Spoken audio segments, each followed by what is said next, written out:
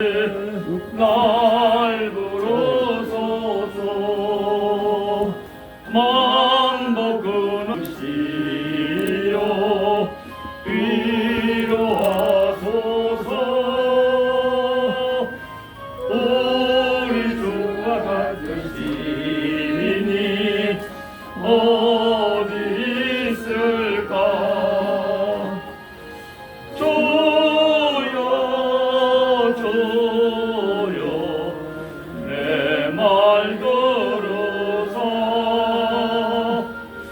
죄인오라 하실 때에 날 부르소서.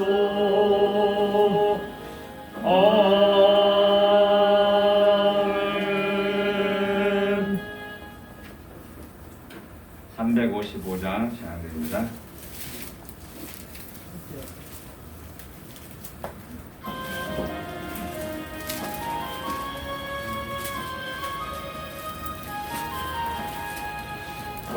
구름바다 낯선 이몸 어디든지 가보리라. 괴로우나 즐거우나 주만 따라가오리니. 어느 누가 막으리까. 죽음인들 막으리까. 어느 누가 막으리까. 죽음인들 막으리까. 아골골짝 힘들어도 오금 들고 가오리다. 소돔 같은 거리에도 사랑 안고 찾아가서 종의 몸에 지닌 것도 아낌없이 드리리라. 종의 몸에 지닌 것도 아낌없이 드리리라. 전지 영광 모든 권세 주님 홀로 받으소서. 멸시전대 십자가는 제가 지고 가오리다. 이름 없이 밑도 없이 감사하며 섬기리라. 이름 없이 밑도 없이 감사하며 섬기리라. 아멘.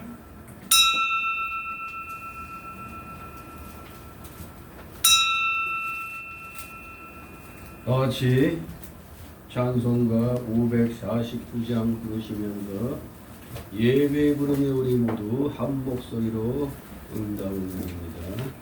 549장.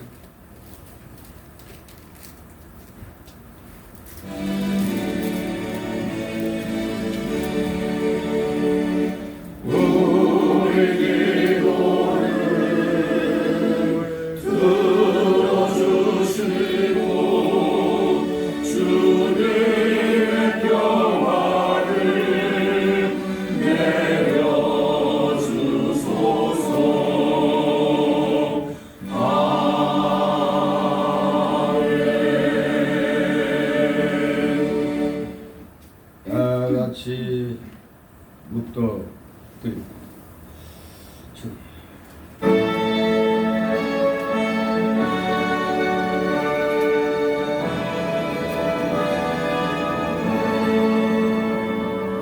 성부 성자와 성령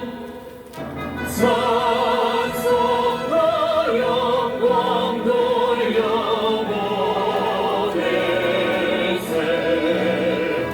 대처로 지금까지 또 영원토록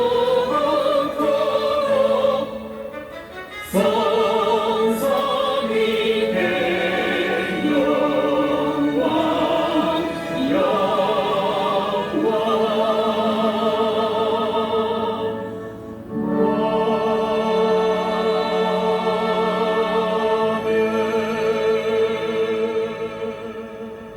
너희는 내게 배우고 받고 듣고 본 바를 행하라. 그리하면 평강의 하나님이 너희와 함께 계시리라. 아멘. 다 같이 일어나셔서 찬송가 547장 하나님 앞에 올립니다. 547장 찬송입니다.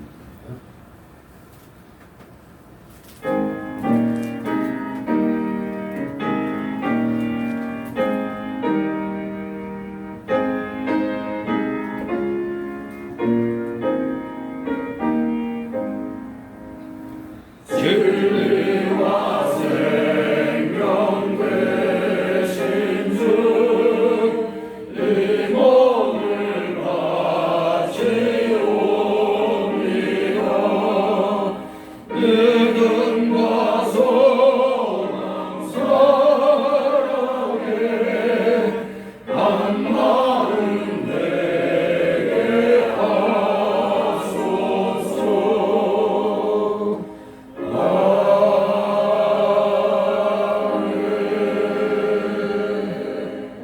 다 같이 십계명 우리 교독하도록 합니다. 찬송가 또는 성경 맨 뒤에 십계명이 있습니다. 사도신경은 맨 앞에 있고. 자, 그러면 제가 먼저 있습니다. 제 일은 너는 나 외에는 다른 신들을 네게 있게 말지니라. 제 영광을 위하여 새 영상을 만들지 말고 또 여호와의 있는 것이나 아래로 땅에 있는 것이나 땅 아래 물속에 있는 것에 아무 형상을 만들지 말며 그것들에게 절하지 말며 그것들을 섬기지 말라. 제3은 너는 너희 하나님 여호와 이름을 망령되이 일컫지 말라. 제4는 안식일을 기억하여 거룩히 지키라. 제5는 네 부모를 공경하라. 제6은 살인하지 말지니라. 제7은 간음하지 말지니라. 제8은 도적질하지 말지니라. 제9는 네 이웃에 대하여 거짓 증거하지 말지니라.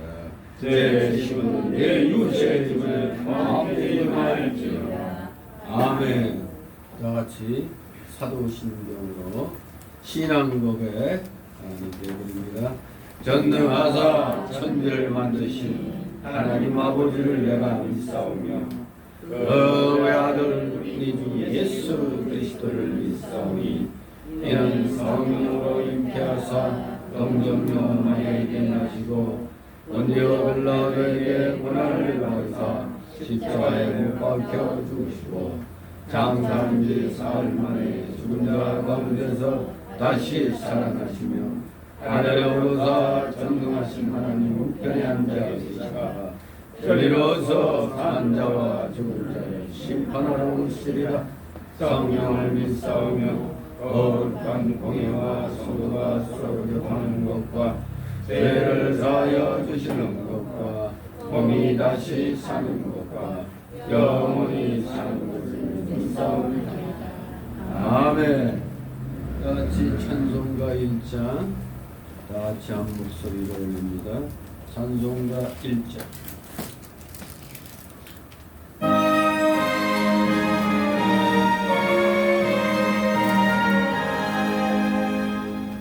만복의 근원 하나님 온 백성 찬송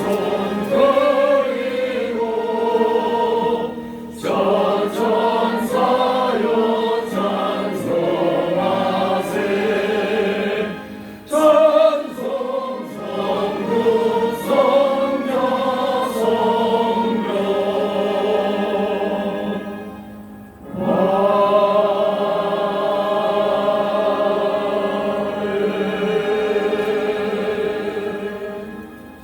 그 자리에서 하나님 말씀 받습니다.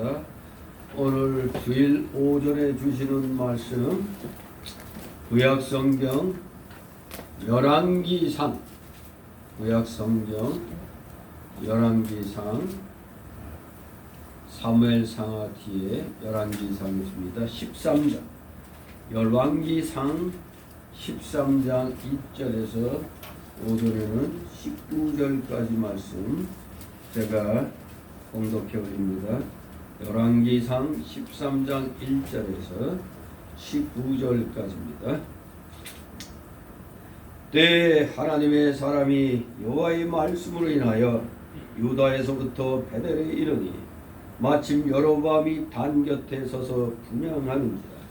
하나님의 사람이 단을 향하여 여호와의 말씀으로 외쳐 가로되 다나 다나 여호와께서 말씀하시기를 다윗의 집에 요시아라 이름하는 아들을 낳으리니 저가 네 위에 분향하는 산당 제사장을 네 위에 제사할 것이요 또 사람의 뼈를 네 위에 사르리라 하셨느니라 하고 그날에 저가 예조를 들어 가로되 이는 여호와의 말씀하신 예조라.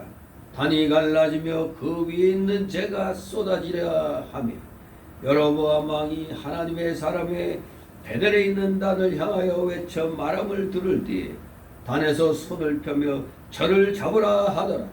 저를 향하여 편 손이 말라 다시 거두지 못하며 하나님의 사람의 여호와의 말씀으로 보인 예조대로 단이 갈라지며 재가 단에서 쏟아진지라. 왕이 하나님의 사람에게 대하여 가로되 청컨대 너는 나를 위하여 내 하나님 여호와께 은혜를 구하여 내 손으로 다시 성하게 기도하라. 하나님의 사람이 여호와께 은혜를 구하니 왕의 손이 다시 성하여 전과 같이 되니라. 왕이 하나님의 사람에게 이르되 나와 함께 집에 가서 몸을 쉬라. 내가 네게 예물을 주리라. 하나님의 사람이 왕께 대답하되 왕께서 왕의 집 절반으로 내게 준다 할지라도 나는 왕과 함께 들어가지도 아니하고 이곳에서는 떡도 먹지 아니하고 물도 마시지 아니하리니 이는고 여호와의 말씀이 내게 명하여 이르시기를 떡도 먹지 말며 물도 마시지 말고 왔던 길로 토로 가지도 말라 하셨음이니이다 하고 이에 다른 길로 가고 자기가 베델에 오던 길로 조차 돌아가지 아니하니라. 베델에 한 늙은 선지자가 살더니 그 아들들이 와서 이 날에 하나님의 사람이 베델에서 행한 모든 일을 저에게 고하고 또 그가 왕에게 고한 말씀도 저희가 그 아비에게 고한지라. 그 아비가 저희에게 이르되 그가 어느 길로 가더냐 하니 그 아들들이 유다에서부터 온 하나님의 사람의 간 길을 보았습니다. 저가 그 아들들에게 이르되 나를 위하여 나귀의 안장을 지우라. 저희가 나귀의 안장을 지우니 저가 타고 하나님의 사람의 뒤를 쫓아가서 상수리 나무 아래 앉은 것을 보고 이르되 그대가 유다에서 온 하나님의 사람이뇨 대답하되 그러하다. 저가 그 사람에게 이르되 나와 함께 집으로 가서 떡을 먹으라. 대답하되 나는 그대와 함께 돌아가지도 못하겠고 그대와 함께 들어가지도 못하겠으며 내가 이곳에서 그대와 함께 떡도 먹지 아니하고 물도 마시지 아니하리니 이는 여호와의 말씀이 내게 이르시기를 네가 거기서 떡도 먹지 말고 물도 마시지 말며 또 네가 오던 길로 돌아가지도 말라 하셨음이로라. 저가 그 사람에게 이르되 나도 그대와 같은 선지자라. 천사가 여호와의 말씀으로 내게 이르기를 그를 네 집으로 데리고 돌아가서 그에게 떡을 먹이고 물을 마시우라 하였었느니라 하니 이 그 사람을 속임이라. 다같이 19절 이에 그 사람이 저와 함께 돌아가서 그 집에서 떡을 먹으며 물을 마시리라. 아멘. 모두 제자리에 앉아주시 바랍니다. 이 시간 하나님 앞에 기도 올립니다. 사랑과 은혜가 풍성하시며 참으로 이 세상 모든 것 주님의 기뻐하신 뜻 가운데 모든 것이 운행되도록 경영하시니 그 놀라우신 주님의 경륜에 오늘도 사랑하시는 자녀들 원근각처에서 이렇게 나와 세상의 온갖 마귀들의 방해 세력에도 불구하고 우리는 오늘 거룩한 주님 앞에 나와 예배를 드리오니 저희들의 이 찬송, 기도, 영광, 감사 주님 홀로 받으시옵소서.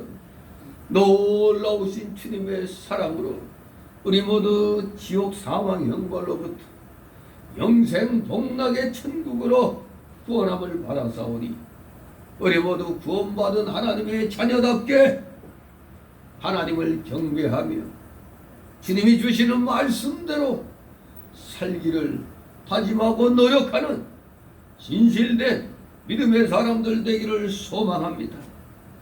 심히 어두운 시대에 오늘 우리는 맞이하고 있습니다.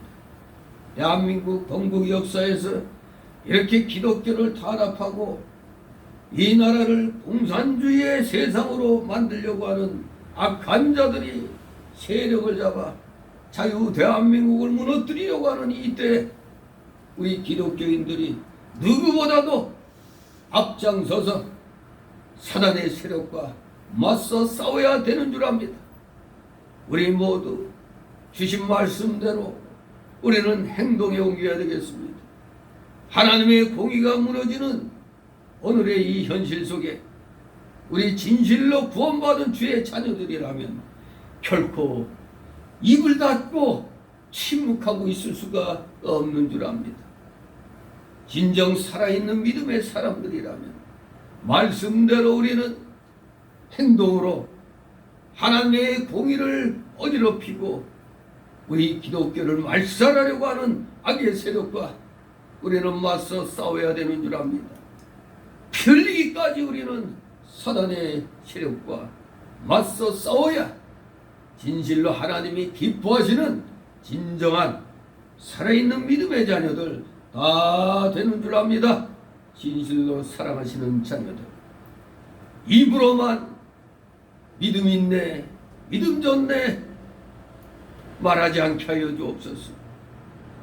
하나님께서 허락하신 각자의 그 생활 영역에서 최선을 다하여 말씀을 전하고 또 우리가 말씀대로 행하는 모범을 보이며 하나님의 말씀에 대항하는 자들에 대하여는 우리는 말씀을 무기로 성령의 감동으로 그들을 올바른 길로 우리는 인도해야 되는 줄 압니다.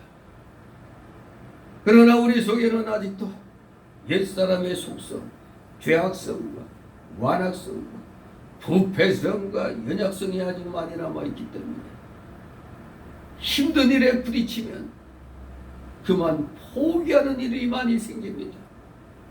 오늘날 우한 코로나19로 인하여 정치 방역으로 우리 교회만을 유독 지목하여 별의별 제약을 다 가하고 있는 이 악한 정권에 대해서 우리 기독교는 의로운 분노로, 비누아스의 의로운 분노로 우리는 맞서야 되는 줄 압니다.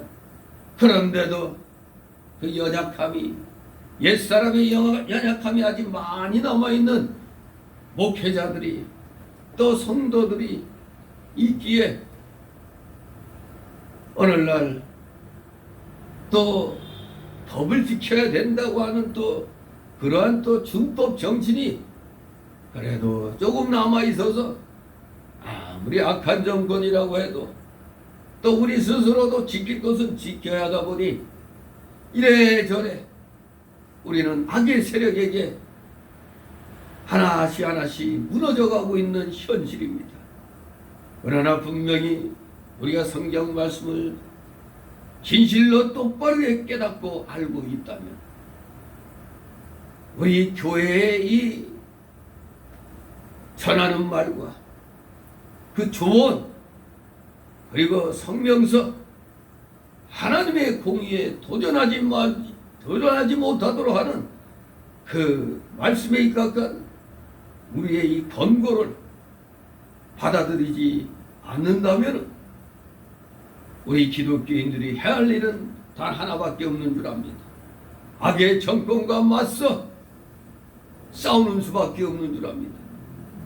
하나님의 공의에 도전하는 우리의 결말은 성경에서 말씀한 대로 멸망밖에 없다는 것, 또 세상적으로도 교회를 탄압하는 자들은, 탄압하는 세력은 반드시 멸망당하게 된다는 것 우리는 분명하게 알고 있습니다.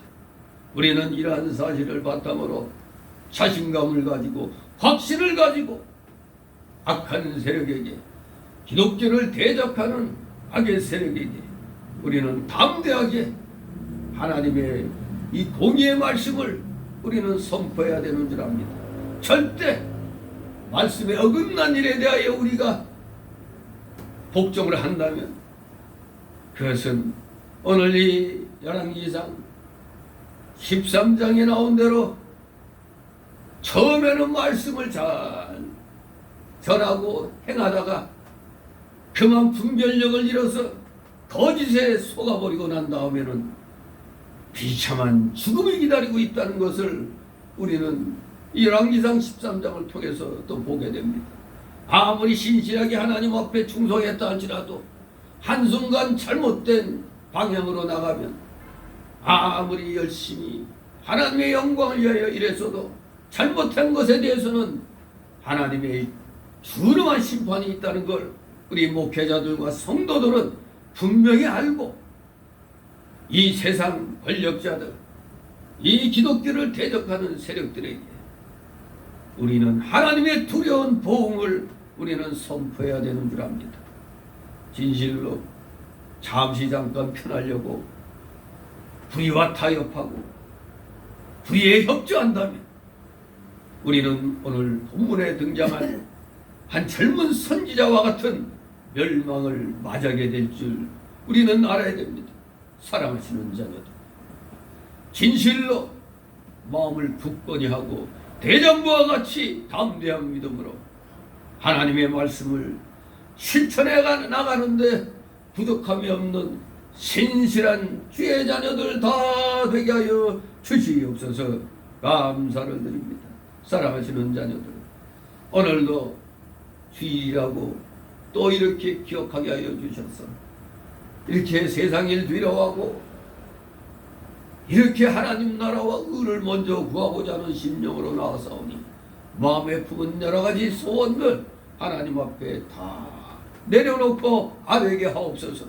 수고하고 무거운 짐진 자들아 다 내게로 나오라. 내가 너희를 쉬게 하리라. 약속의 말씀 굳게 부여잡고 열심을 다하여 이 시간 함께 주님 앞에 기도드리는 우리 사랑하시는 자녀들 다 되기를 소망합니다. 진실로 하나님의 기뻐하신 뜻 가운데 합력하여 선이 이루어질 줄 믿고 오늘도 주시는 말씀 마음판에 새기며 열심을 다하여 이 귀한 생명의 양식을 받아 먹고 온전히 소화시키므로 돌아가면 각자의 삶의 터전에서 최선을 다하여 하나님의 공의를 드높이는 데 있어서 앞장서는 진실로 살아있는 믿음의 자녀들 다 되게 하여 주시옵소서. 감사드립니다. 부족한 자 아버지 이렇게 세워주셨습니다.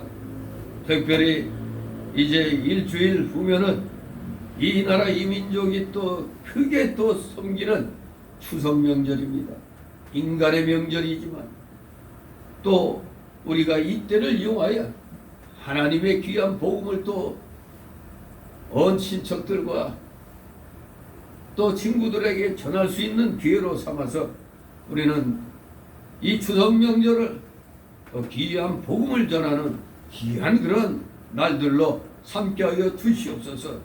하지만 절대로 우상에게 합하여 우상과 함께 거하는 자들 되지 않게 하여 주옵소서.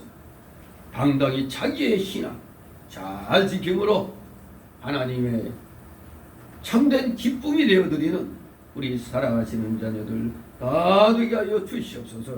부족한 자의 입술을 주장하여 주셨어요. 영을 주장하여 주셔서 온전한 주님의 말씀 잘 선포케 하여 주옵소서.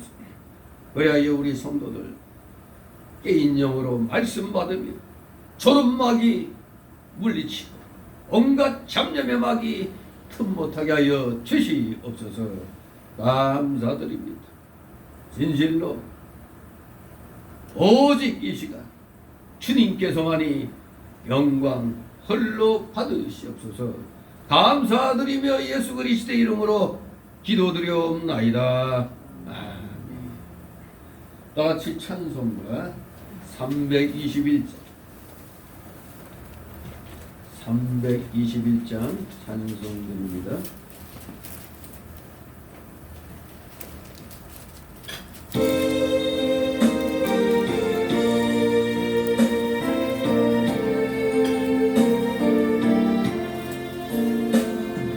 자비한 주께서 부르시네 부르시네 부르시네 사랑의 햇빛을 외양하고 점점 더 멀리 가라 지금 오라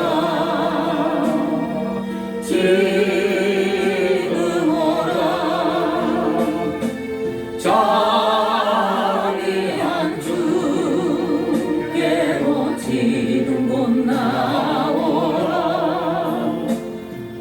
고달파 지친 자 쉬라하네 쉬라하네 쉬라하네 무거운 짐진 자 다 나오라 쉬게 해주시리라 지금 오라 지금 오라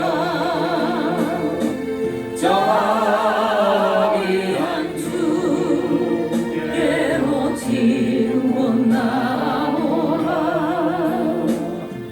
주께서 지금도 기다리네 기다리네 기다리네 죄짐을 가지고 다 나오라 어서 주 앞에 오라 지금 오라 지금 오라 자비한 주께로 지금 곧 나오라 주님의 소리를 들어보라 들어보라 들어보라 그 이름 믿는 자 복 받으리 어서 곧 일어나라 지금 오라 지금 오라 자비한 주께로 지금 곧 나오라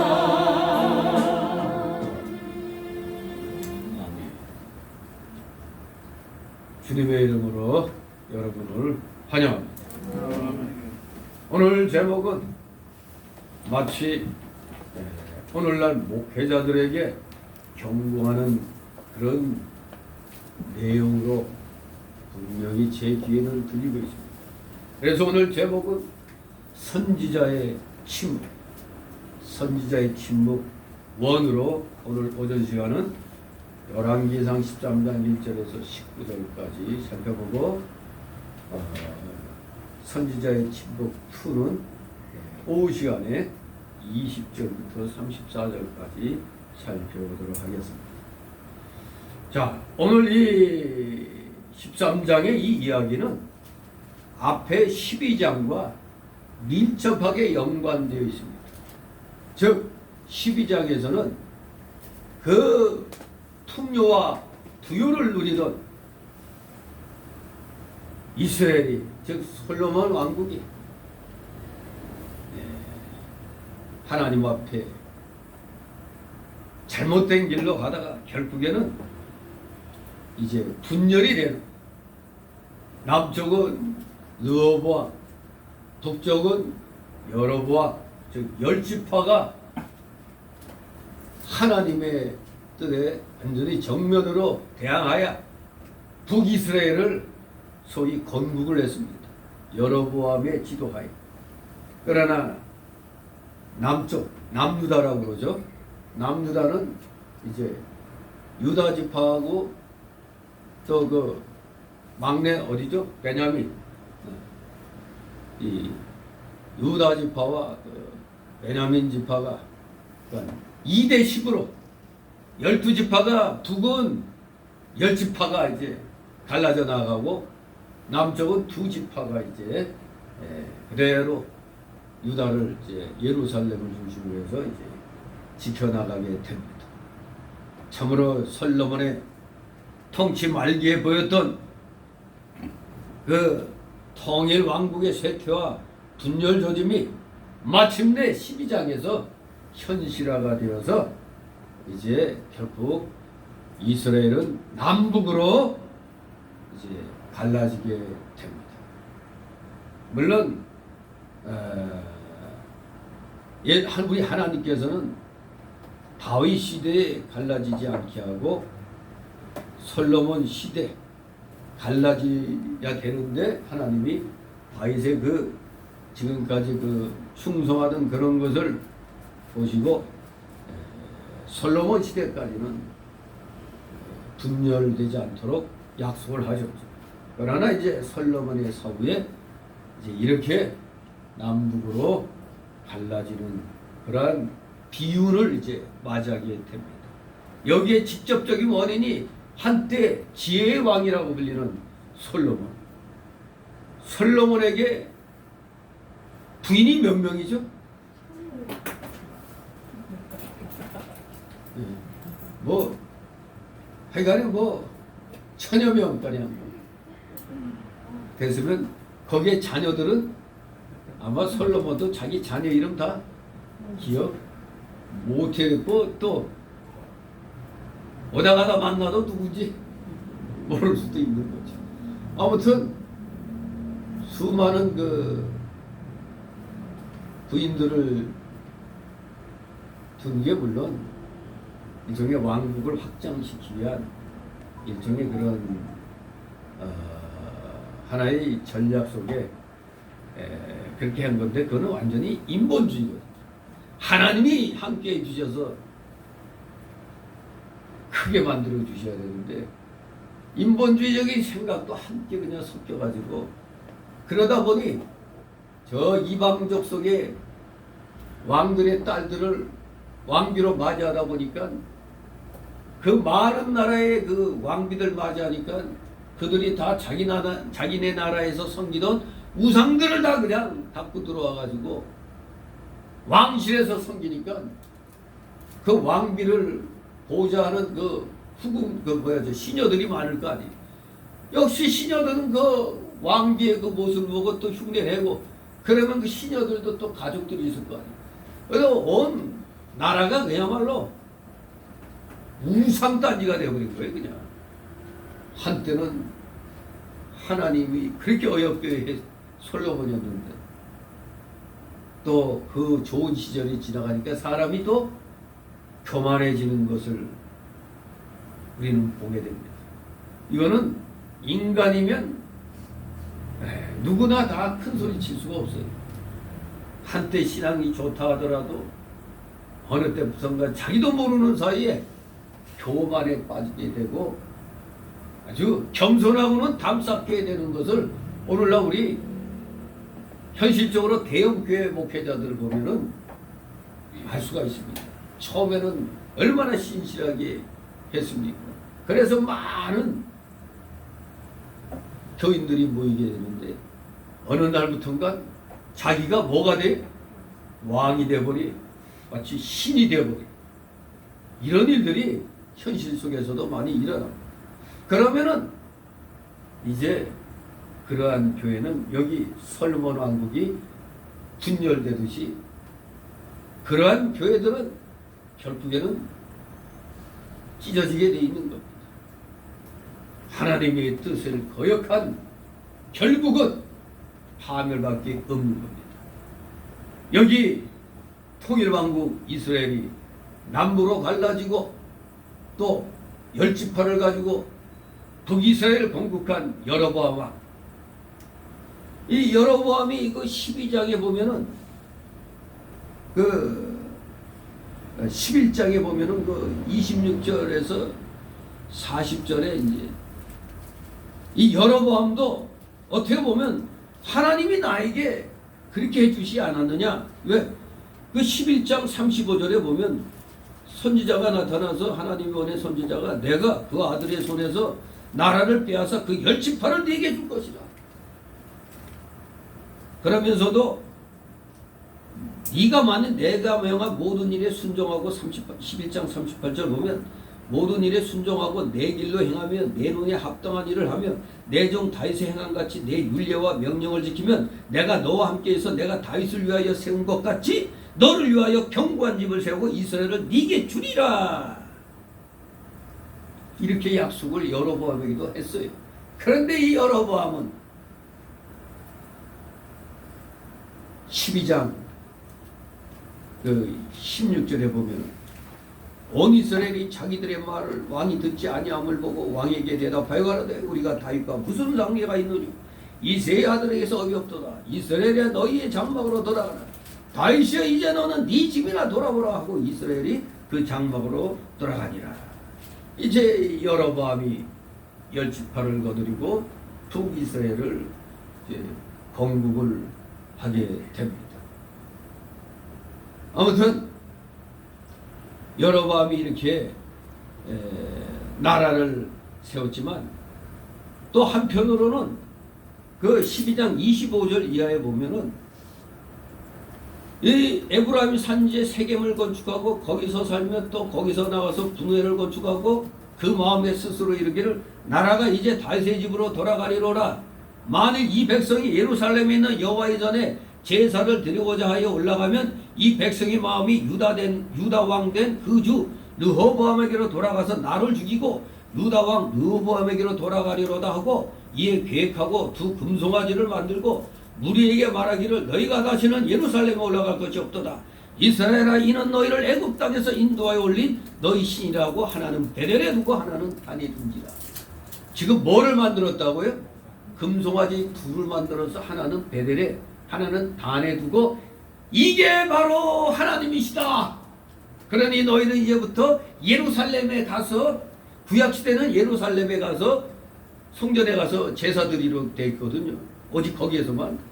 그런데 만약에 이 남부로 갈라졌는데 북에 자기 백성된 사람들이 명절이다 해서 이제 남쪽 유다로 내려가요. 그러다 보면은 또 거기에서 그냥 안 올라오는 사람들도 생기는 거예요. 바로 여로보암은 그것을 걱정해가지고 이거 북경을 막아야 되겠다. 이래가지고 그러면은 이들의 마음을 우리 이 북쪽에 묶어둬야 되겠기에 금송아지 딱 2마리 만들어가지고 베델이라는 곳에 하나는 딱 나오고 또 하나는 단에다 딱 금송아지를 놨어요. 그러면서 이게 하나님이다. 그러니 너희들 수고롭게 예루살렘에 가서 제사 안 드려도 된다. 여기서 드리면 된다. 이렇게 만들었던 겁니다. 그러니 이제는 그에 따라 절기까지도 다 편한 대로 땡겨가지고 이제 비슷하게 만들어요. 그러니까 여기서 중요한 게 뭐 이단들이 무조건 하나님 말씀 떠난 게 아니에요. 하나님 말씀을 교묘하게 자기의 마음대로 맞춰놓는 겁니다.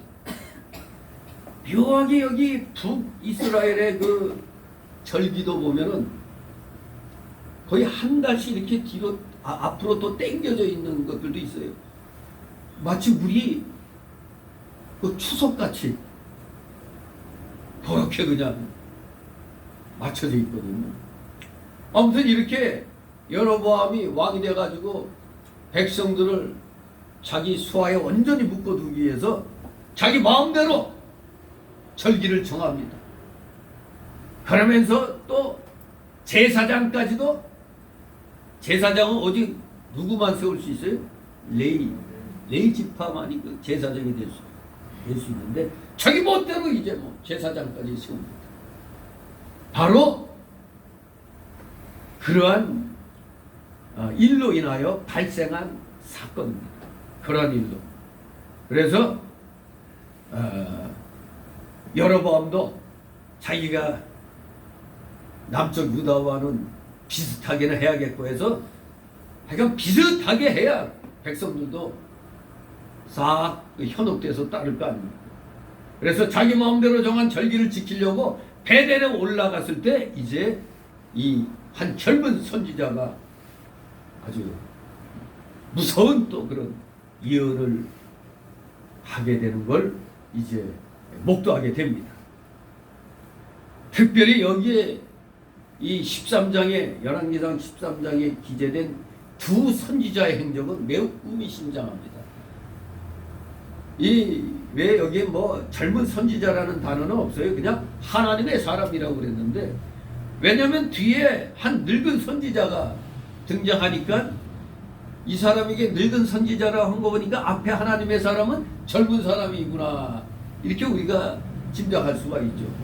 그래서 쉽게 하기 위해서 이야기해서 하나님이 보내신 젊은 선지자와 늙은 선지자의 행적이라고 생각하면 되겠습니다.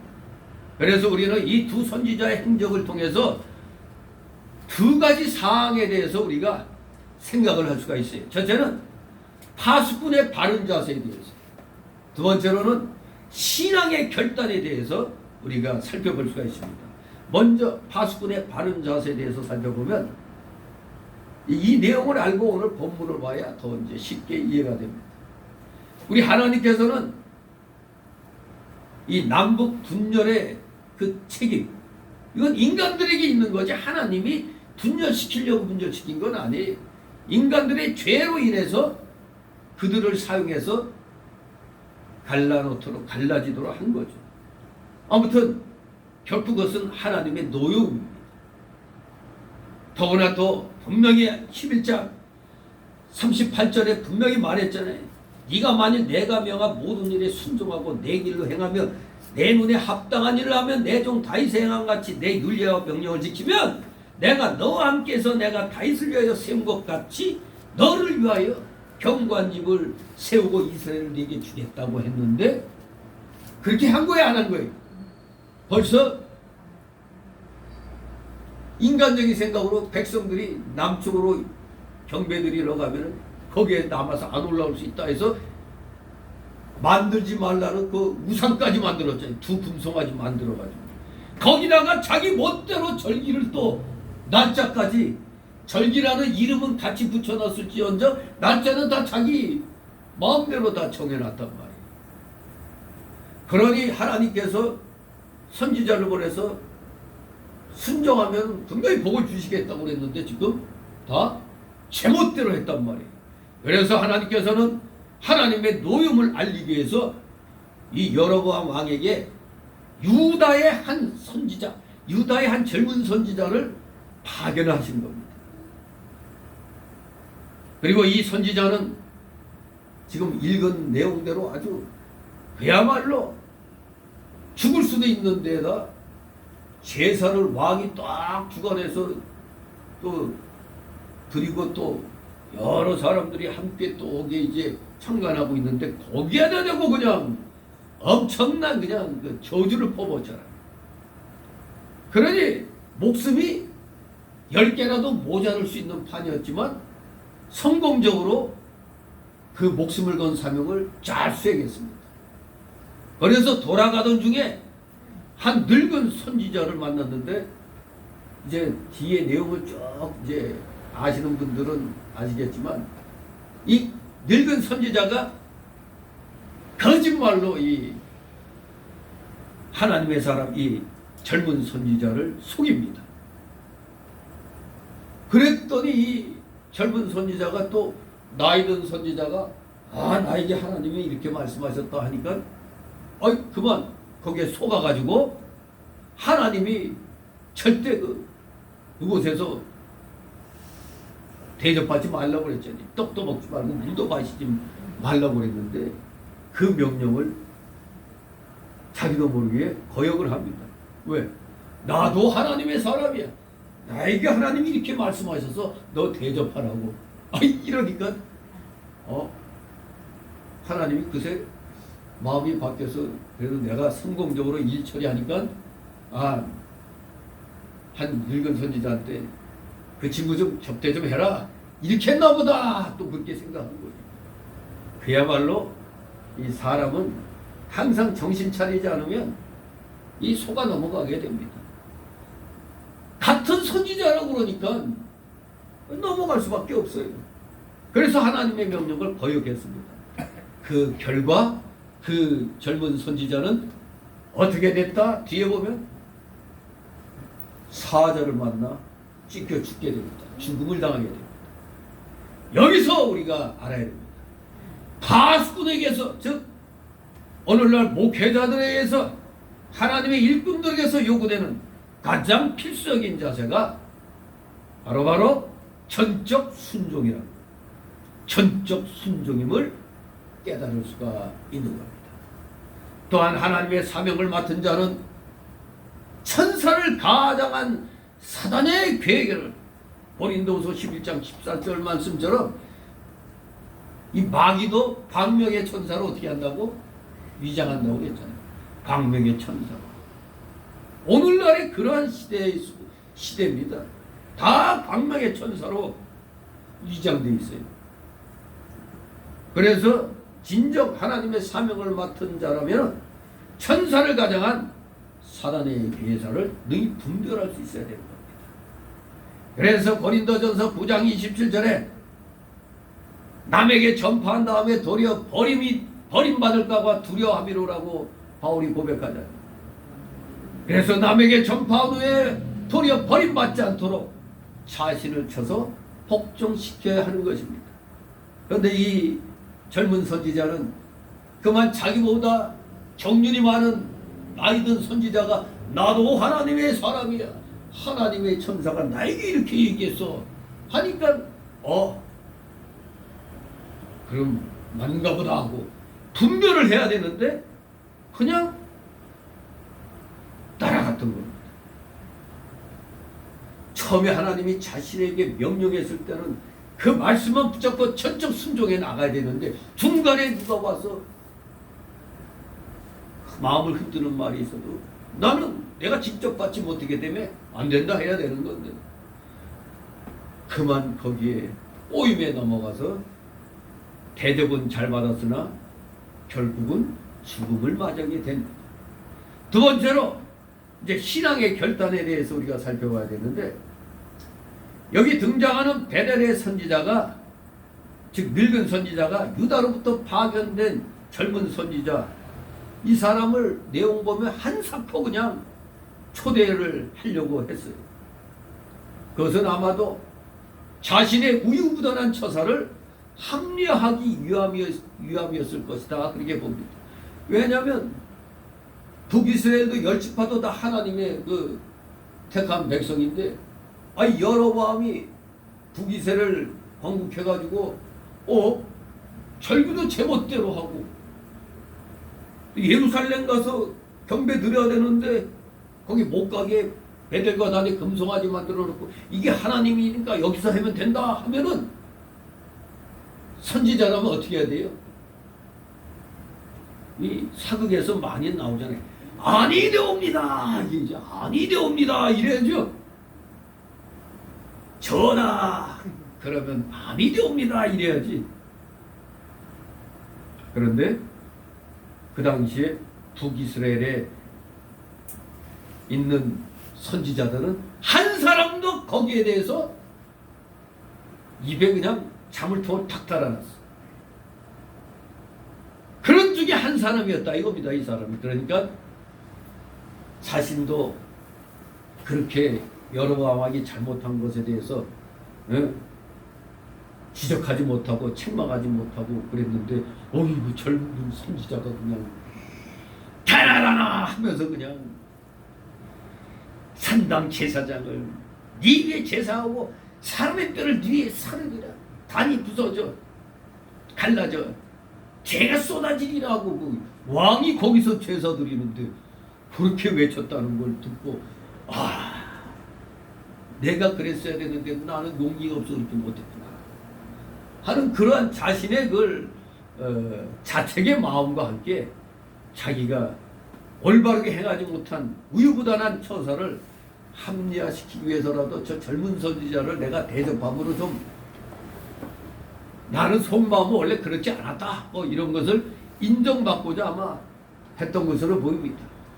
여로보암의 종교 정책에 반대해가지고 그 당시에 좀 양심 있는 신앙인들은 다 남방으로 남유다로 탈출을 합니다.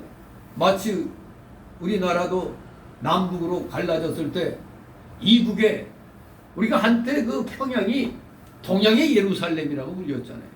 그런데 김일성이가 소련의 도움으로 북한 땅을 장악하고 나서는 처음에는 기독교인들을 이용했죠.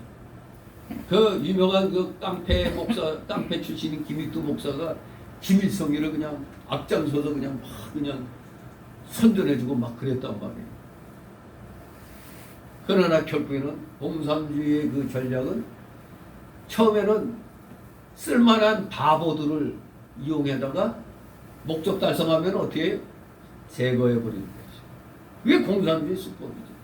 그래서 결국에는 이북에 있는 신앙인들이 너도 나도 이제 남쪽으로 우리 대한민국으로 다 탈출해 왔죠. 그거와 똑같이 북이스라엘 역시 여로보암이 제멋대로 하나님 섬기는 방법을 변형시키니까 남유다로 탈출을 감행하는 등 아주 과감한 결단을 감행한 사람들이 많았어요. 그 자리에서는 큰 소리 치지 못하고 책망하지 못하고, 그런데 탈출하지 못한 사람들, 그냥 거기에 남아있던 사람들, 이 늙은 선지자도 거기 한 사람이었습니다. 하나님의 말씀을 선포할 책임 있는 선지자가 우상 숭배의 본고지인 베델에 남아 있었으면 죽을 때까지 여기서나마 저것을 내가 책망하며 하나님께 충성해야겠다 이래서 남아 있었으면 모르겠는데, 거기에 남아가지고 찍소리도 못하고 침묵하고 있었다 이겁니다. 침묵은 제가 여기 항상 광고에 실는 게 뭡니까? 예레미야 5장 1절을 항상 묵상하라고 그랬죠. 침묵은, 불의에 대한 침묵은 뭐라고요? 거기에 동조하는 거라고 그랬죠. 바로 이 늙은 선지자는 나름대로는 그래도 내가 북이스라엘에 남아서 그래도 하나님 섬기는 걸 잘해야겠다 하고 남아 있었는지 모르지만 막상 눈앞에 닥치니까 찍소리 안 하고 침묵하고 있었다 이겁니다. 결국 이 사람도 말마 하나님 선지자지 우상 숭배에 대한 묵시적인 동조를 보인 거나 다름이 없는 행동을 하고 있었던 것입니다. 신앙의 결단을 했다면 자기가 여기에서 그렇게 못할 것 같으면, 잘못을 지적하지 못할 것 같으면 빨리 남유다로 탈출했어요. 하나님 섬기는 게 중요한 거지 저 포악한 왕 밑에서 뭐 주는 거나 그냥 받아먹고 있으면 되겠어요. 이게 신앙의 결단이 없었던 자기 자신에 대한 자기 합리화를 저 유다의 젊은 선지자, 과감하게 왕 앞에서 책망한 저 선지자를 내가 초청해서 좀 나름대로 위로를 받고 또 자기 합리화시키려는 이러한 그런 마음으로 이 젊은 선지자를 초청했습니다. 결국 이 사람의 이기심이 한 젊은 선지자를 죽음으로 이제 몰아가게 되는 겁니다.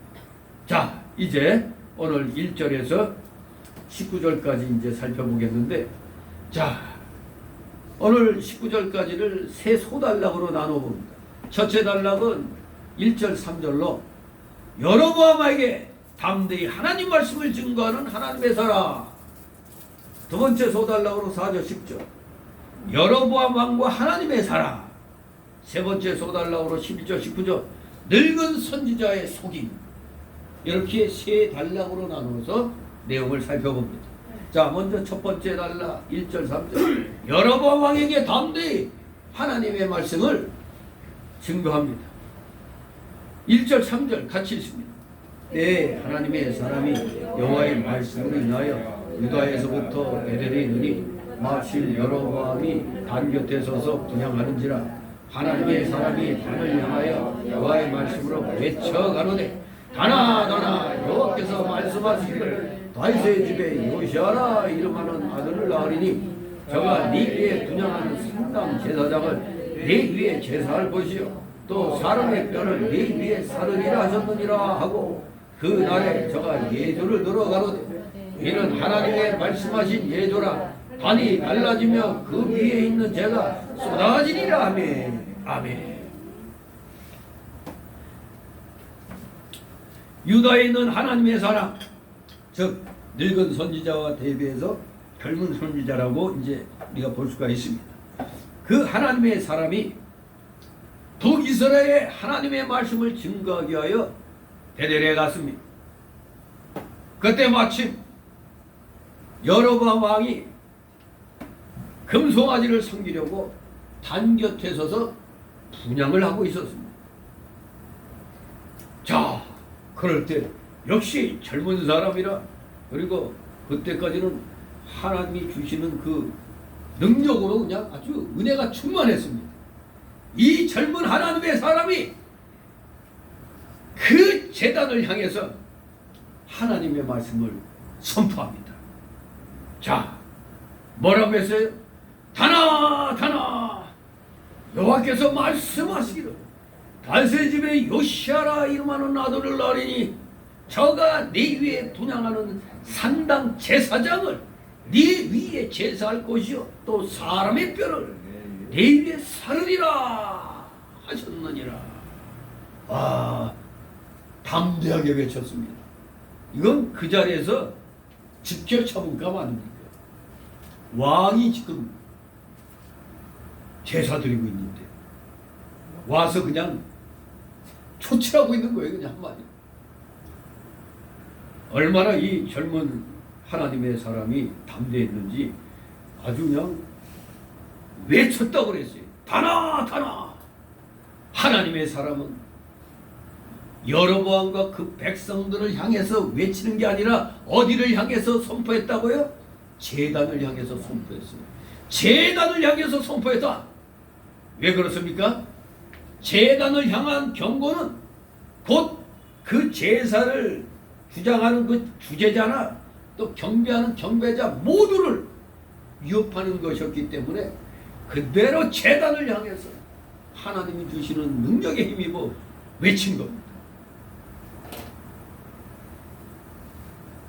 그것은 바로 장차 다윗의 집에 요시아라는 왕이 나와서 그 단위에 제사하는 제사장들을 그 위에 제물로 태워서 제사할 것입니다. 그러니까 여기 있는 놈들 다 어떻게 했나? 모조리 다 죽인다는 얘기죠. 그래서 그것이 분명히 이루어진다는 예조로서 이제 단이 갈라지며 그 위에 제가 쏟아질 것이라고 전했습니다. 그야말로 지금 이 그들이 소위 말하는 하나님이라고 하는 그 금송아지 앞에서 그 아주 성대하게 벌이던 그 제사가 어떻게 되는 게 완전히 다 그냥 풍지박살 나는 걸 말하는 겁니다. 왜? 여기 단이 갈라지고 그 위에 죄가 쏟아진다고 그랬잖아요. 이 예조로 지금 가르쳐주고 있는데 이 히브리어 예조라는 단어가 히브리어로 모펫이라는 단어를 쓰는데 모펫 즉 전조를 의미합니다. 우리가 전조 증상 뭐 이런 얘기 하잖아. 어디 몸이 어디가 아플 때 어디에 좀 이상이 오는 거, 이 전조 증상이라고 그러죠. 전조 증세.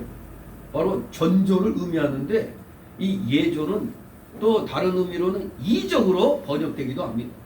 출애굽기 4장 21절이나 역대상 16장 12, 13절, 시편 105장 5절 6절에 보면 똑같은 단어인데 이적으로 번역을 해놨습니다. 결코 이 어떤 정조 이런 것은 뭐 하나님이 하시는 거니까 이적과 같은 거죠. 여기서도 멀쩡한 단이 갈라지고 그 위에 제가 쏟아진다는 거 그 기적이 아니에요. 아무튼 하나님께서는 그의 사절을 통하여 말씀을 전달하고 그 말씀을 입증하기 위해서 즉각적으로 표적을 보이십니다.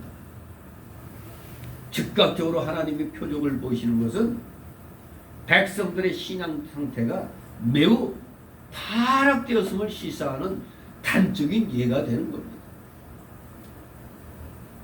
저가 네 위에 분양하는 산당 제사장을 네 위에 제사할 것이요 또 사람의 뼈를 네 위에 사르리라. 아이고 이런 저주도 없지 않아요. 사람의 뼈라니. 사람의 뼈는 뭐예요? 사람이 죽어야 되는 거 아니에요? 바로 이 예언은 열왕기하 23장 15절 20절에 보면 정말로 유다왕 요시아에 의해서 그대로 성취됩니다. 또 민수기 19장 13절 보면은 죽은 시체를 만지고 정결치 아니한 자는 성막을 더럽히는 자로서 이스라엘에서 파문을 당할 자가 되는 겁니다.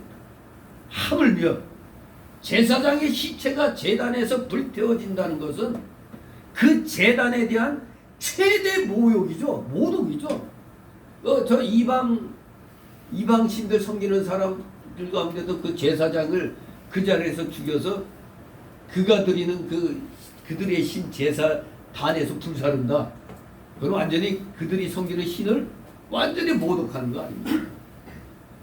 그 제단에 대한 최대의 모독입니다. 근데 그 역사학자 요세푸스에 의하면은 사마리아인들은 한때 그 사람의 뼈가루를 성전에 뿌림으로써 성전에 대한 극도의 경멸을 표한 바가 있다고 얘기합니다. 요세푸스에 의하면은 실질적으로 이렇게 또 성전에 대한 극도의 경멸을 표할 때 사람 뼈가루를 거기다 그냥 뿌렸다고도 그래요. 여기 등장하는 이 젊은 선지자 그야말로 모독중에 왕이 지금 제사 드리고 있는데 왕을 모독할 뿐만 아니라 거기에 참관하는 사람들 다 모두를 온전히 모독하는 말을 한 거죠. 그들 입장에서. 하지만 하나님 편에서 볼 땐 이 젊은 선지자는 용기 있는 선지자예요. 하나님의 명령을 그야말로 생명 내놓고 증거하는 참된 선지자인 것입니다. 그 당시 남북이 갈라져서 서로 적대국이 되어 있어 사실 유다에서 베델로 가기도 어려울 뿐더러 또 왕 앞에서 더구나 왕이 제사 드리고 있는 베델에 있는 단을 향해서 심판을 예고한다는 것은 그야말로 생명을 내놓지 않고서는 할 수가 없는 일이었습니다. 말이 쉬워 우리도 지금 기록된 거 읽지만 사실 이렇게 하려면 과연 할 수 있는 사람이 얼마나 될까요? 우리 단적으로 저 문가가 우리 목사들 그때 몇십 명 불러가지고 청와대 초청해서 이 방역에 대해서 교회들이 협조해야 된다고 하면서 교회에서 기도한다고 되는 게 아니고 그렇게 우리 기독교를 모독했잖아요. 그런데 거기에 그래도 어깨 힘 깨라 준다는 목회자들을 다 불렀는데 거기서 제대로 무슨 소리를 합니까 하고 이럴수록 하나님 앞에 우리가 예배드리고 기도함으로 이 국난을 극복할 수 있도록 해야 되는 거라고 말을 바로 해야 되는데 그렇게 말할 사람이 하나도 없었다 이겁니다. 그냥. 이거 이렇게 코로나가 번지는데 기도나 예배한다고 뭔 소용이 있느냐. 이거 모독 중에 모독 아닙니까 이거? 한 사람도 거기에서 강력하게 어느 한 목사가 조금 비슷하게 얘기를 했다고 하는 게 신문에서 약간 보긴 봤는데 티미하게 얘기했으니까 이 문가가 충격을 못 받은 거죠. 그냥 거기서 딱 일어나가지고 아닙니다 하고 그냥 분명하게 우리 기독교 역사를 말하면서 하나님의 이적이 임하면은 이런 거 다 우리가 쉽게 극복할 수 있다는 걸 우리가 자신 있게 얘기했어야 되는데 모두 다 찍소리 못하고 듣고만 훈계만 받고 나왔다고 그러잖아요. 그리고 또 이인영인지 임종석인지 뭐가 또 천주교하고 불교는 와서 다 이 정부 방역 방침에 협조한다고 사인했으니까 중포 어디야 우리 아버님이 낮에 잠깐 평일날에 다니시는 노인 그런 게 있는데 거기 담임 목사 권태진 목사님이죠. 그분도 좀 보수라고는 하는데 그분한테 와서 기독교를 대표해서 사인하라고 그랬대요. 그랬더니 그 권태진 목사님 난 사인할 수 없다. 이 방역에 뭐 협조하라면서 예배 뭐 이거 이 예배 제약을 가하는데 사인을 할 수가 없잖아요. 그랬더니 사인을 안 했더니 떨렁 저 세대교회 저거 누구요? 소 씨한테 당신 와서 사인하시오 대표로. 그러니까 얼른 가서 또 사인하고 왔대잖아. 지가 뭔데 우리 기독교를 대표해? 합동적 총회장 했다고? 총회장이야? 우리 기독교가 지 밑에 있어요? 일하라고 감투 씌워줬더니 어디 가서 그냥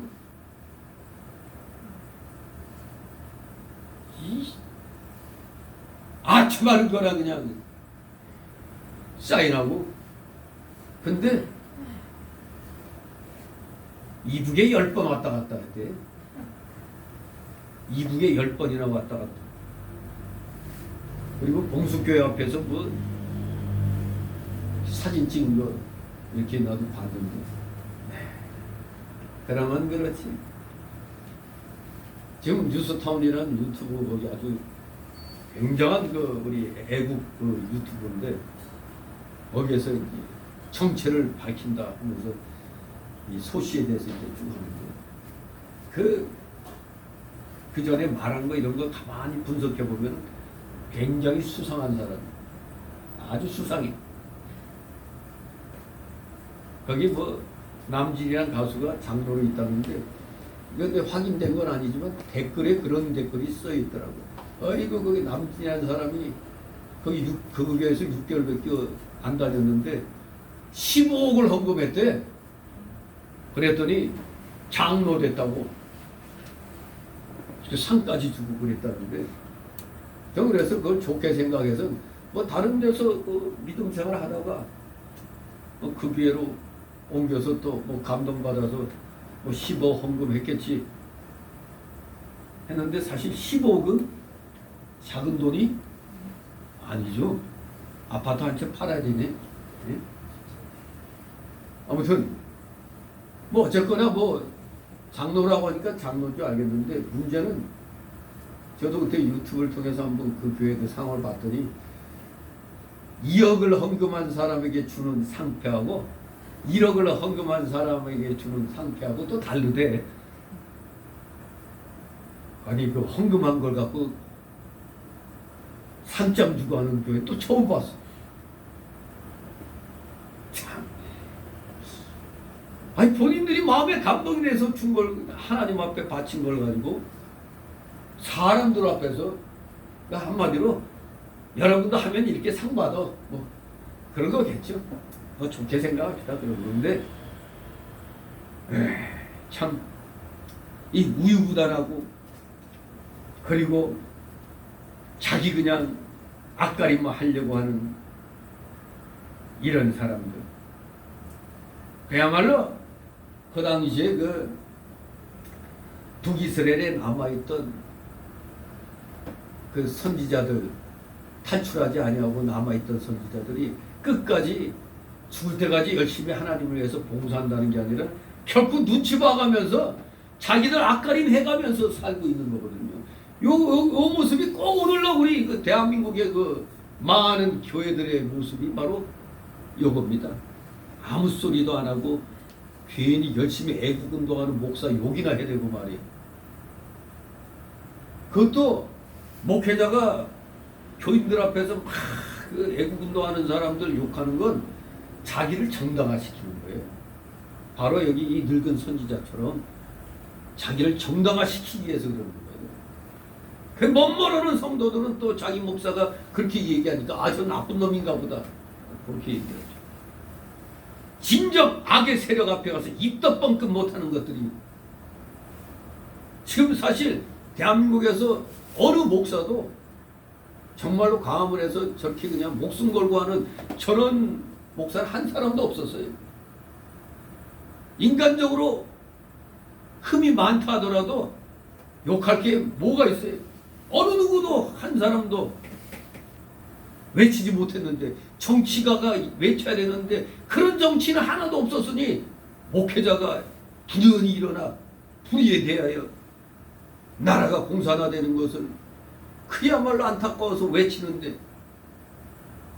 정치인이 못하는 걸 목회자가 하잖아요. 정말로 여기 지금 여기에 등장하는 이 용기 있는 이 젊은 선지자 생명 내놓고 지금 하는 이 모습, 이것이 오늘날 애국운동하는 목사들의 바로 이러한 모습인 겁니다. 지금 분별력이 있고 없고는 이제 개인차가 있겠죠. 진실로 이 젊은 선지자는 누가 뭐라고 그래도 생명 내놓고 더구나 왕이 제사 드리는 그 앞에서 단을 향해서 왕과 그 백성들을 모두 다 한꺼번에 싸잡아서 하나님의 분노의 메시지를 전했던 것입니다. 자, 그랬더니 이제 여로보암 왕이 어떻게 나오는가? 4절 10절 이제 여로보암 왕과 하나님의 사람의 그 상황이 기록되어 있습니다. 4절 5절 있습니다. 여로보암 왕이 하나님의 사람의 베델에 있는 단을 향하여 외쳐 말함을 들을 때 단에서 손을 펴며 저를 잡으라 하더라. 저를 향하여 편 손이 말라 다시 거두지 못하며 하나님의 사람의 여호와의 말씀으로 보이 예조대로 단이 갈라지며 제가 단에서 쏟아진지라. 아멘. 자, 이거는 지극히 당연한 그런 결과죠. 젊은 선지자의 심판의 예고를 들은 왕이 아이고 내가 잘못했구나, 하나님 용서해 주옵소서 이럴 줄 알았죠. 그게 아니라 어떻게 했다고? 대단히 노해가지고 손을 펴갖고 어떻게 하겠어요? 저놈 잡아! 딱 그랬을 거 아니에요. 저놈 잡아 당장 끌고 오라 이랬을 거 아니에요. 근데 노해가지고 손을 딱 펴갖고 저놈 잡아라 했는데 그만 이 손이 어떻게 됐다고? 그냥 빳빳해가지고 그냥 움직일 수도 없고 다시 이렇게 구부릴 수도 없고, 그런데다가 조금 전에 예언한 대로 그 말씀대로 단이 갈라지면 제가 월차 그냥 쏟아져 버렸어요. 하나님의 말씀대로 그대로 이루어진 겁니다. 여기 편손이 말라 다시 거두지 못한다는 것, 여로보암은 자신의 종교 정책이 순탄하게 진행돼서 마침내 그 거국적인 종교 행사를 가지게 된 마당에 갑작스러운 선지자의 출현과 아주 모욕적인 발언이 있자 극도로 분노하여 가지고 저놈 잡으라고 그냥 손가락질하며 외쳤던 겁니다. 그래서 손을 들어 신복들에게 체포명령을 내렸지만 그 순간 이렇게 뻗은 이 손이 그냥 말라버렸다는 겁니다. 이것은 오늘날의 그 의학적으로 보면 이거 무슨 증상? 아마 하나님의 초자연적 역사로 인한 마비 증세. 마비. 이게 그냥 이렇게도 안 되고 그냥 뭐 어떻게 할 수도 없는 이 상태가 되어버리고 말라버렸단 말이 바로 마비됐다는 얘기입니다. 그래서 이 팔이 마비됐다는 것은 어떤 의미가 있느냐? 첫째, 하나님께서는 모든 권능의 근원이 하나님께 있음을 입증하신 거예요. 모든 권능의 근원이 하나님께 있다. 그것을 입증하셨고 그 권능으로 말미암은 심판을 미리 경고하신 겁니다. 분명히 경고했잖아요. 두 번째로는 어떤 의미가 있느냐? 하나님께서는 하나님의 일을 수행하는 자를 늘 보호하고 계신다는 겁니다. 젊은 선지자가 그렇게 딱 외쳤는데 당장 저놈 잡아 내 앞에 굴려라 했는데 이게 그냥 다 그냥 마음대로 되고 그냥 막 이렇게 체포했더라면은 아무것도 아닌 거죠. 그런데 왕이 팔이 그냥 마비가 돼버리니까 이 놀래가지고 그냥 바로 하나님이 하나님의 사람을 보호하고 계신다는 걸 얘기하는 겁니다. 한마디로 대적들의 어떠한 핍박도 주의 종들을 상하게 할 수가 없는 것입니다. 이걸 진정으로 깨달았다면 불의한 말을 하면은 당연히 청와대가 어디고 부르면 가서 얘기를 해야 되는 겁니다. 찍소리 못하고 알겠습니다 이렇게 나오면 그거는 목회자가 아닌 것입니다. 이것을 알았더라면 어떠한 핍박도 주의 정도를 상하게 할 수 없다. 이것을 분명히 알고 있다면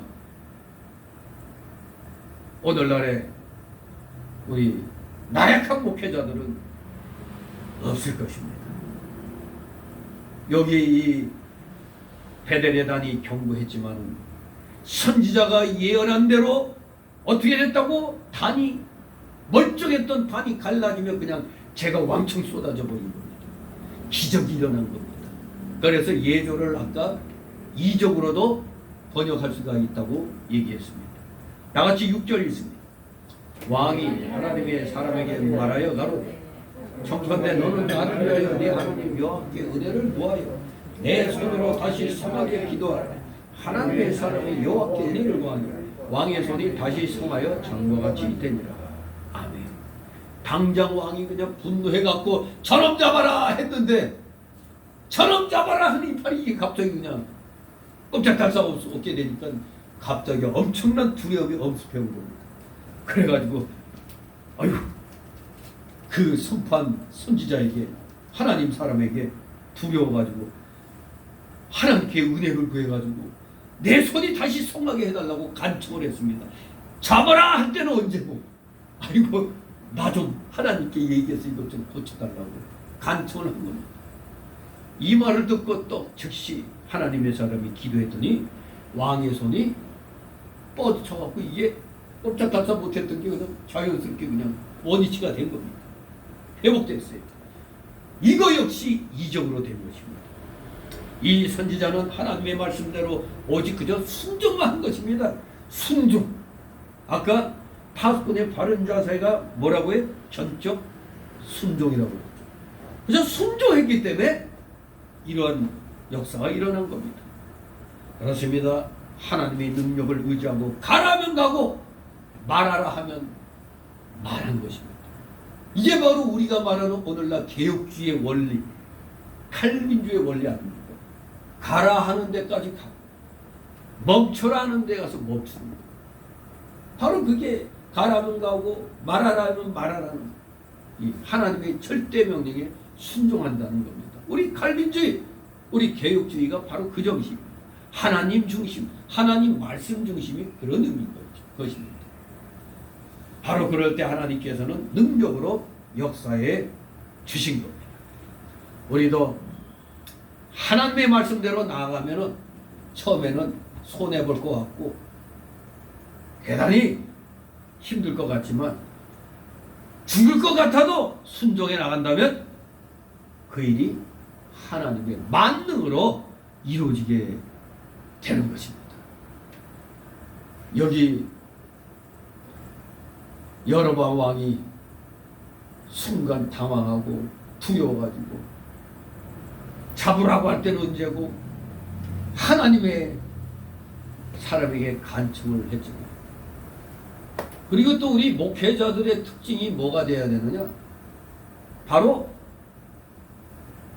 사람이 즉시 그 자리에서 뉘우치고 아니 뉘우치더라도 회개는 못하더라도 그에 대한 일에 대한 잘못을 시인하면은 또 우리는 어떻게 하라고? 70번씩 7번이라도 용서하라는 게 있잖아요.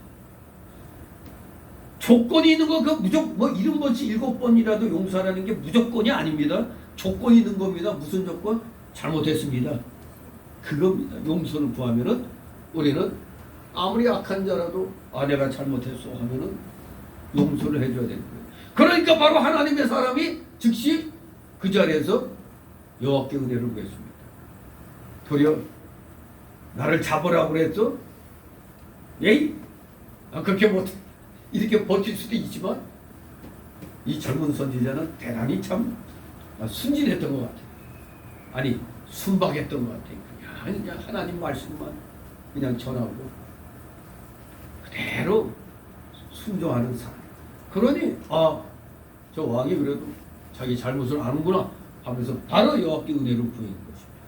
원수를 사랑하는 마음으로 왕을 위해 기도를 해준 겁니다. 그래서 우리 흔히 쓰는 말이 뭡니까? 죄는 미워해야지만 사람은 미워하지 말라는 말이 있죠. 우리 기독교는 죄는 미워해야 하나 우리 사람은 사랑해야 된다. 죄는 미워하나 사람은 사랑해야 된다. 바로 여기 여로보암이 행한 일에 대해서는 이건 100번 주고 마땅하지만 하나님께 은혜를 구하니까 또 하나님의 은혜를 또 가르쳐 줘야 되니까 그 자리에서 즉시 또 원수를 사랑하는 마음으로 이렇게 왕을 위해 기도를 했던 겁니다. 7절 10절 있습니다. 왕이 하나님의 사람에게 이르되 나와 함께 집에 가서 몸을 쉬라. 내가 네게 예물을 주리라. 하나님의 사람이 왕께 대답하되 왕께서 왕의 집 절반으로 나는 왕과 함께 들어가지 아니하고 이곳에서는 떡도 먹지 아니하고 물도 마시지 아니하니 여호와의 말씀이 내게 명하여 이르시기를 떡도 먹지 말며 물도 마시지 말고 각종 길로 도로 가지도 말라 하셨음이니라 하고 이에 다른 길로 가고 자기가 베델로 오던 길로 쫓아 돌아가지 아니하니라. 아멘. 여기 또 우린 이 하나님의 사람, 이 젊은 선지자가 상당히 참 깨끗한 사람이라는 걸 알 수가 있어요. 여기 왕이 눈앞에서 기적을 2번이나 체험한 거죠. 2번씩이나 체험했어요. 자기 팔이 마비됐다가 다시 풀리고 또 눈앞에서 반이 갈라지고 그냥 재가 그냥 막 쏟아지는 이걸 갖다 연달아 보니 속으로 어떤 생각을 했을까? 저 선지자를 잘 내가 이용해야겠다. 이런 생각을 했을 겁니다. 그래서 지금 나와 함께 집에 가서 쉬자 이렇게 초청합니다. 자신의 왕권을 수호하기 위해서 여호와 신앙의 규례마저 무시한 이 여로보암 왕에게 선지자와 함께한 이 하나님의 능력은 어떻게 보면은 가슴이 섬찟한 그런 일이었습니다. 왜냐하면 이 여로보암의 왕권에 대한 백성들의 의심을 살만한 것이죠. 왜? 왕이 정말 하나님이 세운 왕이라면은 단이 갈라지고 뭐 이런 일도 없어야 되겠는데 그게 막 진짜 하나님의 사자가 얘기했더니 그냥 그대로 갈라지고 또 저놈 잡아라 했던 이 팔까지 그냥 마비됐다가 다시 기도했더니 다시 원위치 된 거 보니까 그걸 옆에서 다 백성들이 봤을 거 아니에요. 여로보암이 저 진짜 하나님이 세운 왕 맞나? 분명히 11장에 보면 분명히 하나님이 그에게 기회를 줬잖아요. 여로보암에게. 그런데 일반 백성들은 왕권에 대해서 의심을 할 수밖에 없잖아요. 그래서 잘못하면은 이 여로보암이 딱 지금 이 상황을 딱 보니까 이 관람객들이 많았단 말이에요. 그러니 이건 내 왕권에 대해서 의심해가지고 혹시 무슨 쿠데타나 반란을 일으킬 것 아닌가 이런 가능성이 다분히 있었던 상황이었습니다. 그렇기 때문에 이 여로보암은 여러 가지 생각했어요.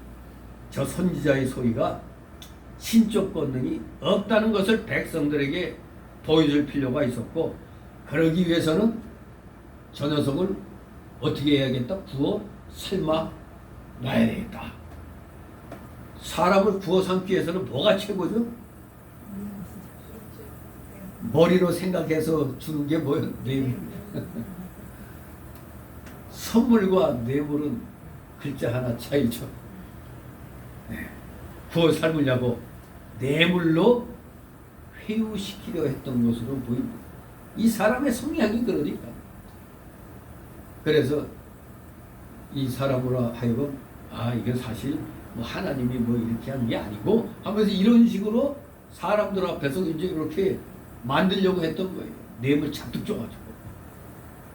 이런 속내를 가지고 이 여로보암 왕이 하나님의 사람을 대접하고 후한 살해를 하고자 했습니다만 이 사람은 역시 강직했던 사람이에요. 이 하나님의 사람, 이 젊은 선지자는 분명히 하나님이 하신 말씀대로 왕의 청을 거절했습니다. 뭐라고? 그곳에 가서 떡도 먹지 말고 물도 마시지 말고 오던 길로 돌아가지도 말라고 하신 그 하나님의 말씀을 상기하면서 이 왕의 청을 거절했습니다.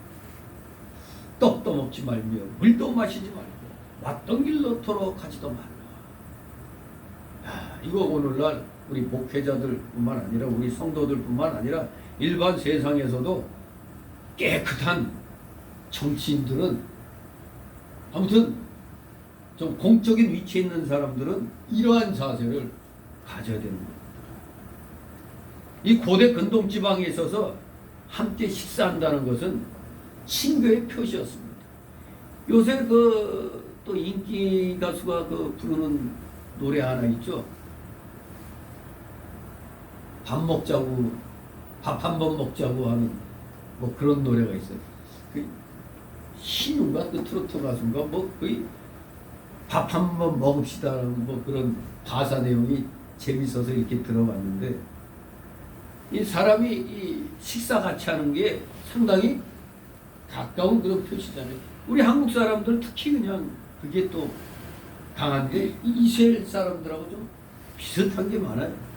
근데 그 당시 고대 근동 지방도 역시 함께 식사한다는 게 아주 친한 그런 표시로서, 그러니까 왕이 너 아주 친하게 지내고 싶다 그런 의미잖아요. 그래서 이 7절 10절의 이 말씀은 특히 이 떡도 먹지 말고 물도 마시지 말고 왔던 길로 돌아가지도 말라는 건 특별히 우리 기독교인들에게 있어서는 우상 숭배자들과는 여한 교제도 나누지 말라고 하는 하나님의 명령으로 알아요. 우상 숭배자들과는 여한 교제도 나누지 말라. 한마디로 우상 숭배자들에 대한 하나님의 강렬한 적대감과 하나님의 백성들에 대한 경고를 이 말씀이 동시에 내포하고 있는 겁니다. 특히 히브리인들은 요한복음 4장 9절에도 보면 전통적으로 이 우상 숭배자 또는 불경건한 자들과는 식사를 함께하지 않았어요. 그래서 사도 바울이 로마서 16장 17절, 고린도전서 5장 11절, 데살로니가후서 3장 6절 14절, 디모데후서 3장 5절에서 성도들이 교제를 금할 대상으로서 탐남하는 자, 우상 숭배자, 후욕하거나 술 취하거나 토색하는 자, 분쟁을 조성한 자, 이런 자들을 교제를 금할 대상으로 말씀을 주었습니다. 그러므로 여기 베델에 온 선지자가 왕이 초청했다고, 지금 우상숭배의 대표자가 바로 이 여로보암 아닙니까? 한마디로. 그래서 그곳에서 먹거나 예물을 받으면 안 되는 것이었습니다. 만약 그때 대접을 받게 되면 하나님의 이 말씀하신 이 권위가 떨어지기 때문입니다. 하나님이 분명히 떡도 물도 마시지 말고 오던 길로 돌아가지도 말라고 말씀하셨는데 이걸 정면으로 거역한 거가 되잖아요.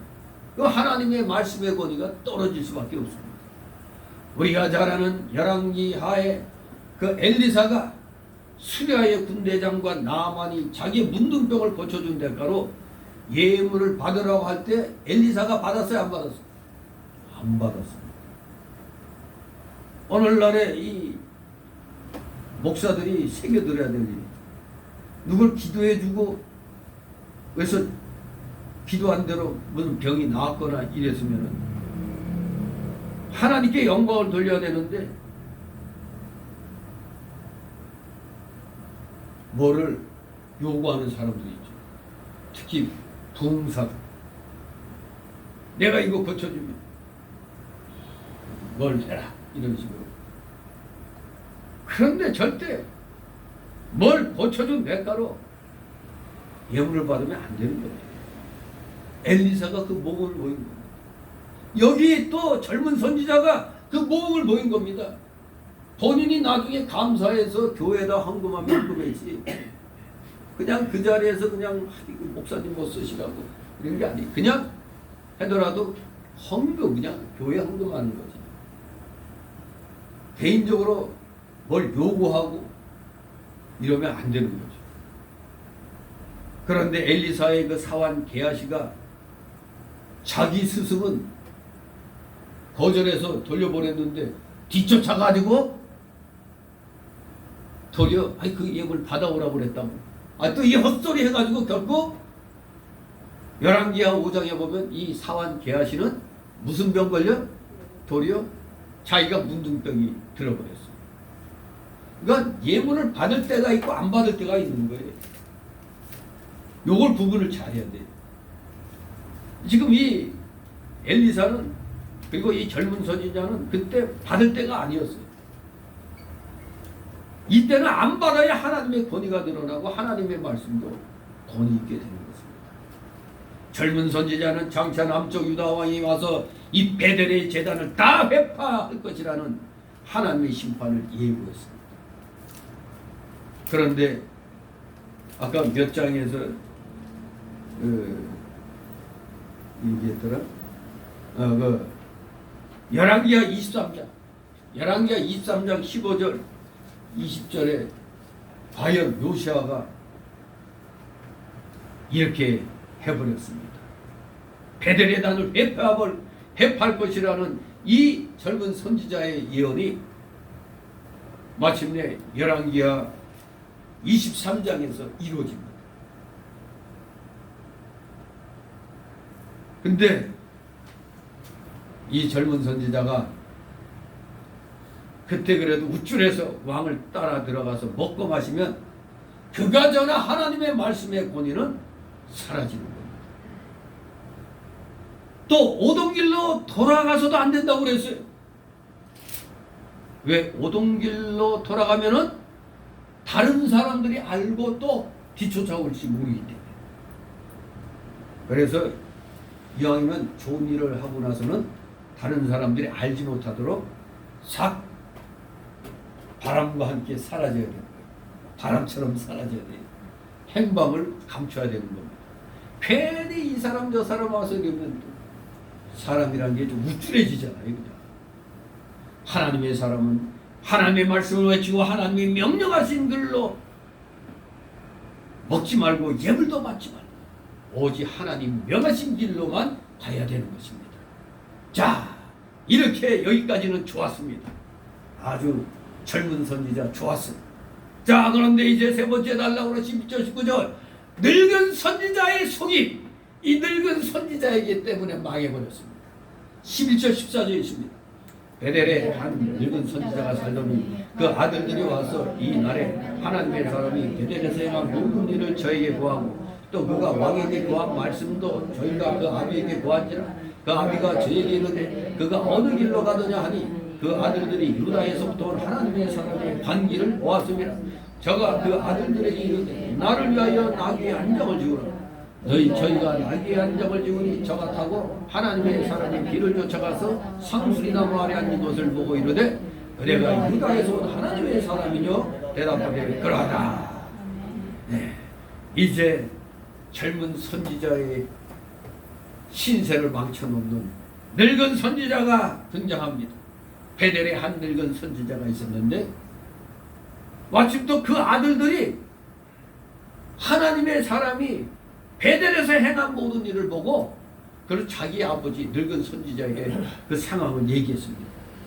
그랬더니 그 말을 듣고 야, 어느 길로 가냐? 물어보고 빨리 나를 위해서 나귀 안장을 지으라고 명령합니다. 나를 위하여 나귀 안장을 지으라. 즉 이 말에는 내가 신성지 쫓아가 하나님의 사람을 만나야겠다는 그런 강한 결심이 반영되어 있는 말입니다. 이 늙은 선지자가 이렇게 열의를 보인 이유가 있어요. 첫째는 초부에도 말씀드린 대로 자신의 우유부단한 태도로 그 말미암은 자체 북이스라엘에 남아있어서 올바른 하나님의 일을 하도록 왕을 책망하고 이렇게 해야 되는데 그 일을 못한 것에 대해서 자책과 그런 갈등을 해소하기 위한 최선책을 이럴 때 앞으로 내가 어떻게 해야 되겠느냐 이렇게 또 하나님 사람에게 물어보려고 이렇게 신속하게 쫓아갈 여유를 보인 겁니다. 두 번째 이렇게 열의를 보인 이유는 자신이 처한 답답한 상황을 호소하고 스스로 합리할 수 있는 근거를 확보하기 위해서입니다. 나도 어쩔 수 없지. 잘못하면 목이 달아나는데 뭐 이런 것들. 세 번째로는 자기 아들들을 통해서 여로보암의 왕의 태도가 좀 변경된 사실을 듣고서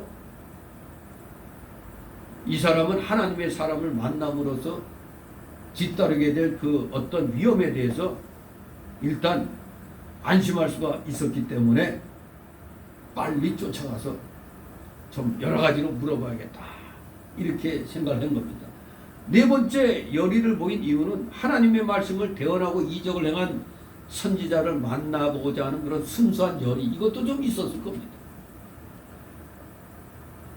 한편 이 당시 우리나라 같았으면 말을 대령하라 했을 텐데 이 나귀를 이렇게 대령했는데, 이 나귀는 고대 근동 지방에서 일반적인 그 보편적인 승용 동물이었어요. 나귀. 우리나라 같으면 이거 다 말 타고 다녔을 텐데, 이 당시에는 이제 나귀가 그 대용을 했던 것으로 이렇게 기록이 되어 있습니다. 아무튼 아들들의 말을 들은 늙은 선지자가 하나님의 사람이 간기를 아들들에게 묻고 곧 나귀를 타고 뒤쫓아가서 상수리 나무 아래에 앉아 쉬고 있는 하나님의 사람을 만나게 됩니다. 여기서 보면 상수리 나무 아래에 앉은 것을 봤다고 그랬는데, 이 히브리 원문에 보면은 이 상수리 나무 앞에 그라는 영어처럼 말하는 이런 정관사가 붙어 있어요. 히브리어로는 하라는 정관사인데, 이 정관사가 붙어 있어서 아마 이 상수리 나무는 그 당시 잘 알려진 것이거나 다른 것에 비해 훨씬 커서 현저하게 눈에 띄었던 걸로 짐작이 돼요. 그런 상수리 나무 아래에서 딱 쉬고 있는 것을 본 겁니다. 그래서 인사하고 자기 집에 가서 떡을 먹자고 권했습니다.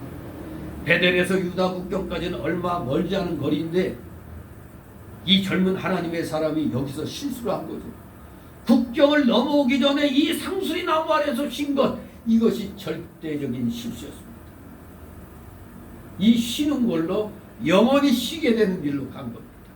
아직 해야 할 일이 많아요. 쉬지 않고 계속해서 길을 달려갔으면 벌써 유다 국경을 넘어갔을 겁니다. 그러면 죽지도 않았을 거예요. 하나님의 사람이 상수리 나무 아래 쉬고 있었기 때문에 결국 이 늙은 선지자를 만나게 된 겁니다. 그렇습니다. 우리는 여기에서도 앞뒤를 문맥을 보면 신앙의 걸음을 걸어가다가 우리는 쉬어서는 안 된다. 여러분이 믿음 생활하는데 쉬면 안 돼요. 지금 이 우한 코로나로 인해서 비대면이니 어쩌니 해가지고 지금 많은 교인들이 교회를 떠났습니다. 큰 교회들도 얘기 들으니까 30%까지 40%까지 줄었다고 해요. 그리고 우리 작은 교회들도 10명 정도 주는 건 순간이죠. 믿음이 좀 약한 사람들은 그냥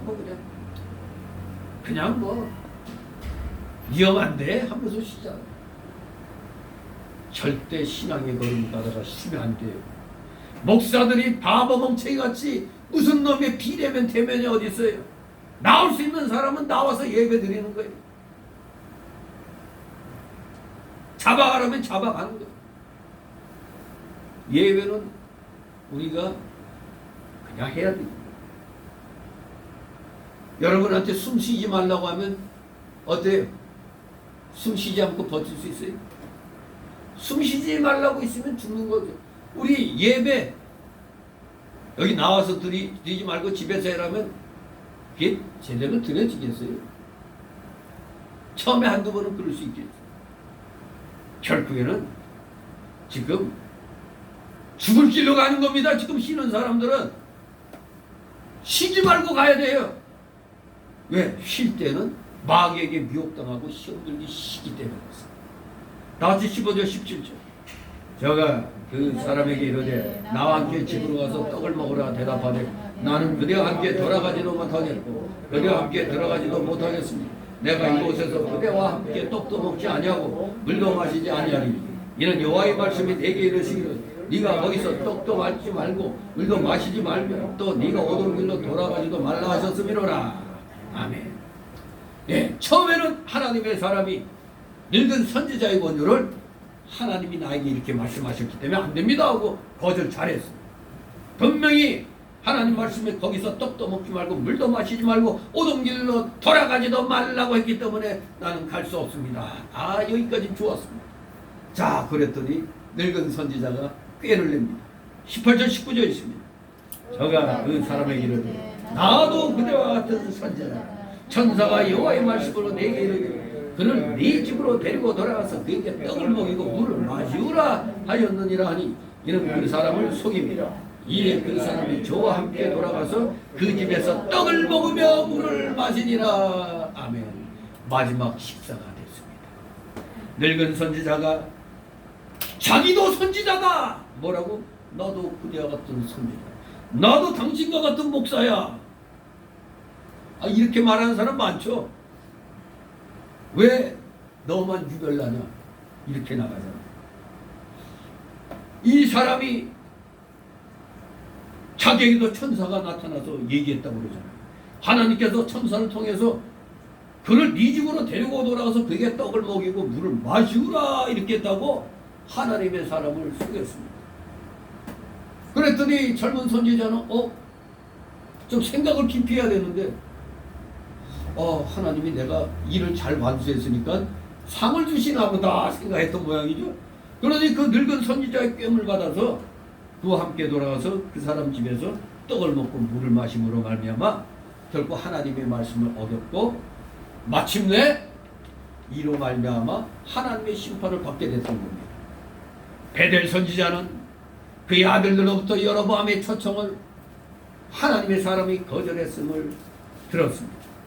따라서 그는 그 거절에 대비해서 나름대로의 치밀한 계획을 세웠던 겁니다.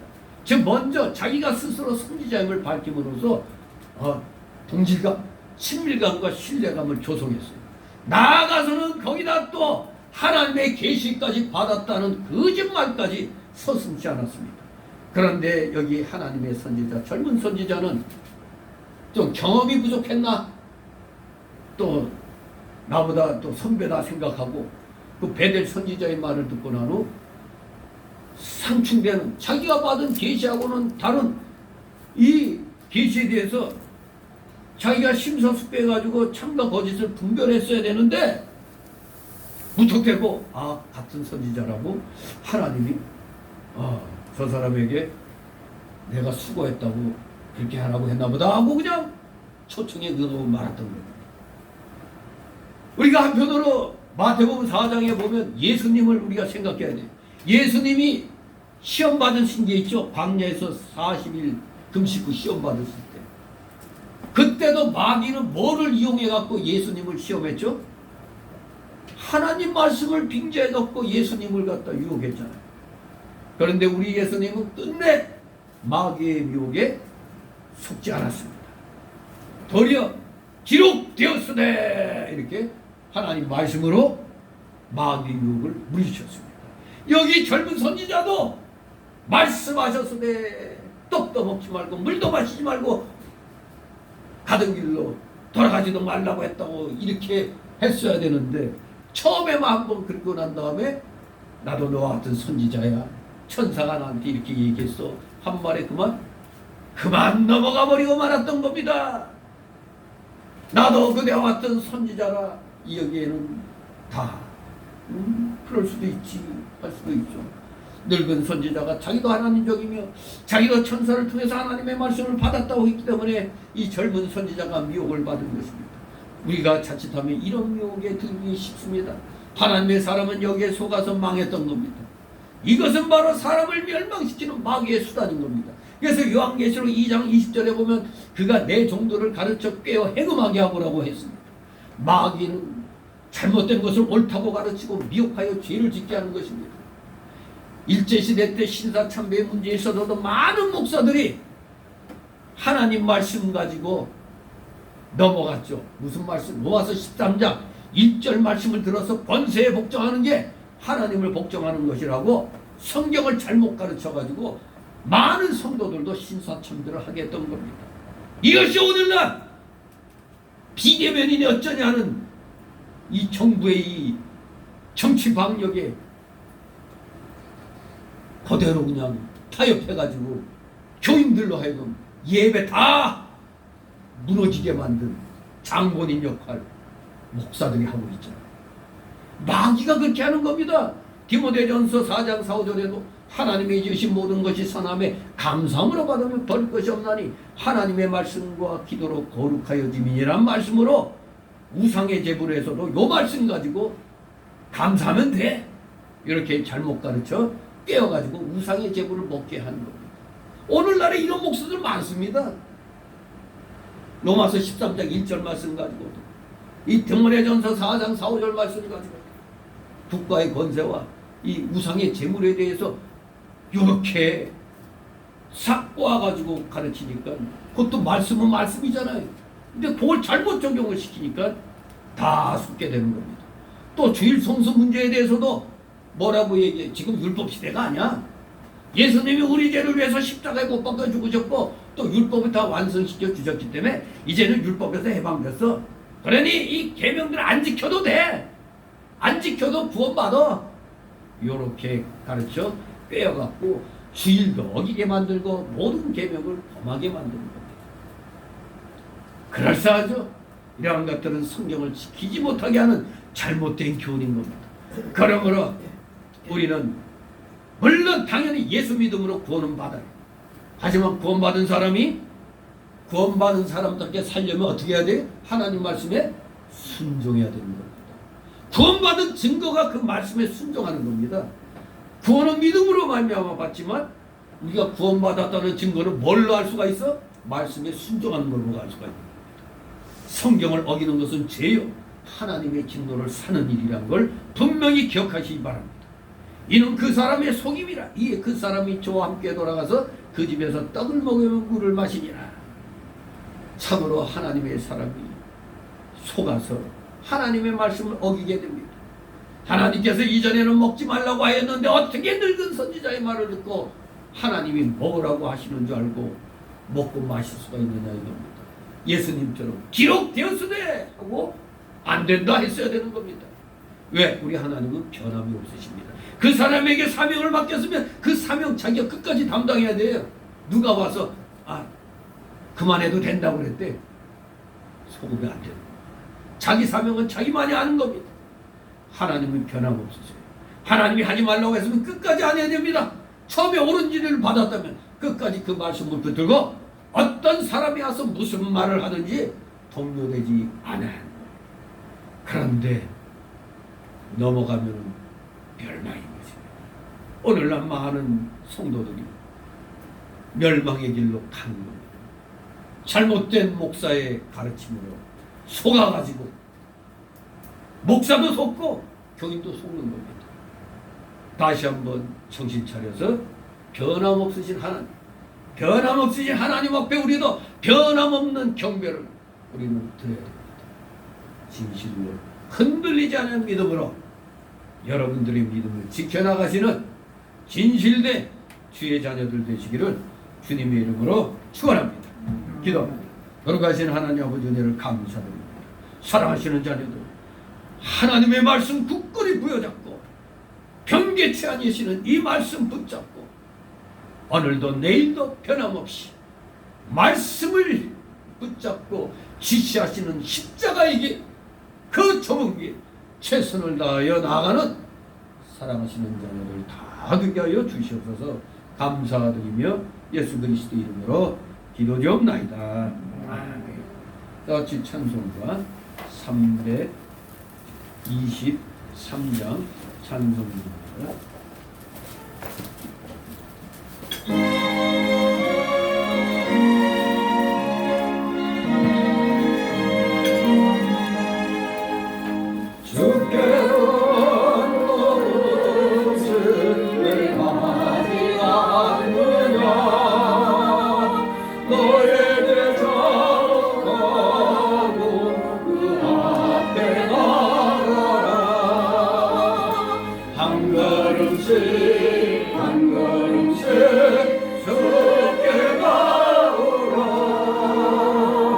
주님께 아뢰며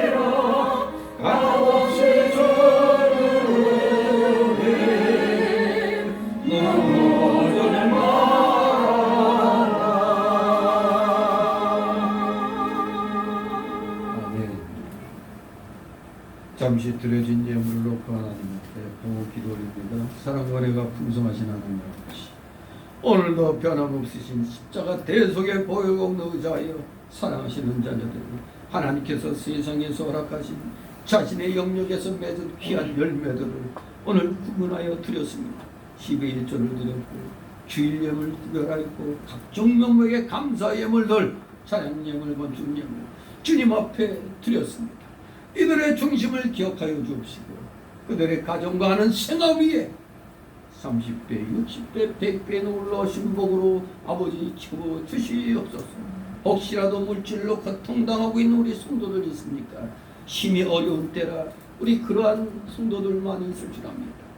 진실로 더욱더 그럴 때마다 믿음을 굳건히 주셔서 하늘 창고문을 열고 마음껏 주의 영광을 위하여 물질을 사용할 수 있는 진실된 믿음의 실력자, 물질의 실력자로 우리 모두 삼아 주시옵소서.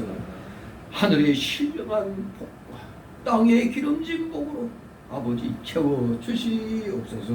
드려진 예물 몸된 교회를 위하여 잘 사용되도록 늘 은혜로 충만케 하여 주시옵소서. 감사드리며 예수 그리스도 이름으로 기도드리옵나이다.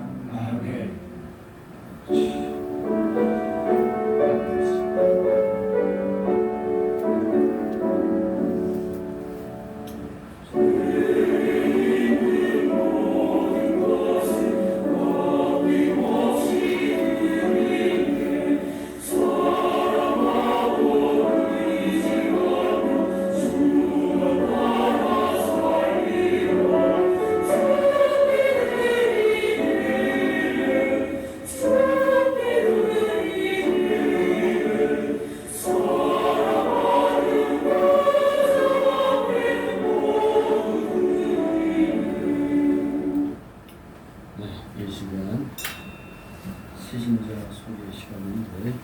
카드 없습니다.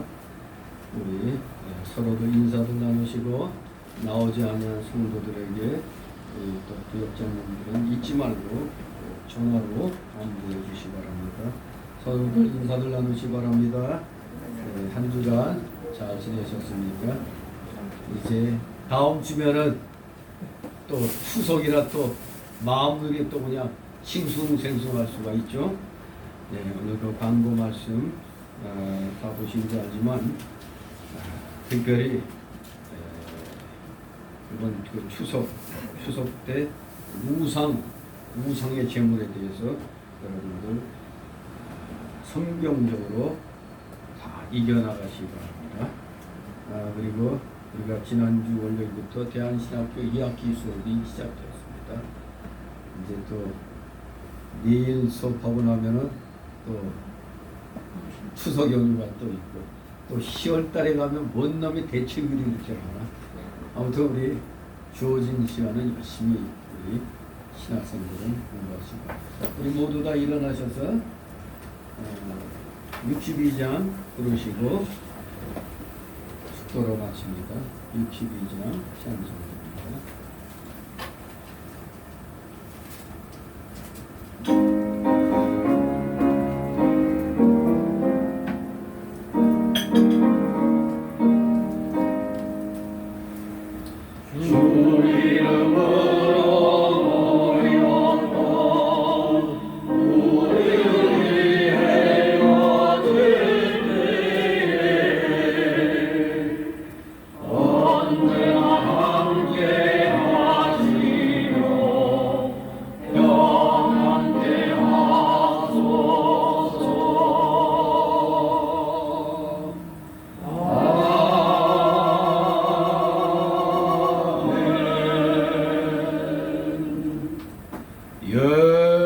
영원한 지옥 사마 형벌로부터 영생복락의 무궁천국으로 우리를 구원하여 주신 우리 구주 예수 그리스도의 크신 은혜와 하나님 아버지의 극진하신 사랑하심과 성령님의 감동 감화교통 충만 내주 역사하심이 여기 머리 숙인 모든 무리들 머리 위에와 각 가정 위에 하는 생업 위에 하는 학업 위에 이 나라 우리 모든 국민들에게 또 이 나라 모든 교회들 위에 이제부터 영원토록 함께 있을지어다.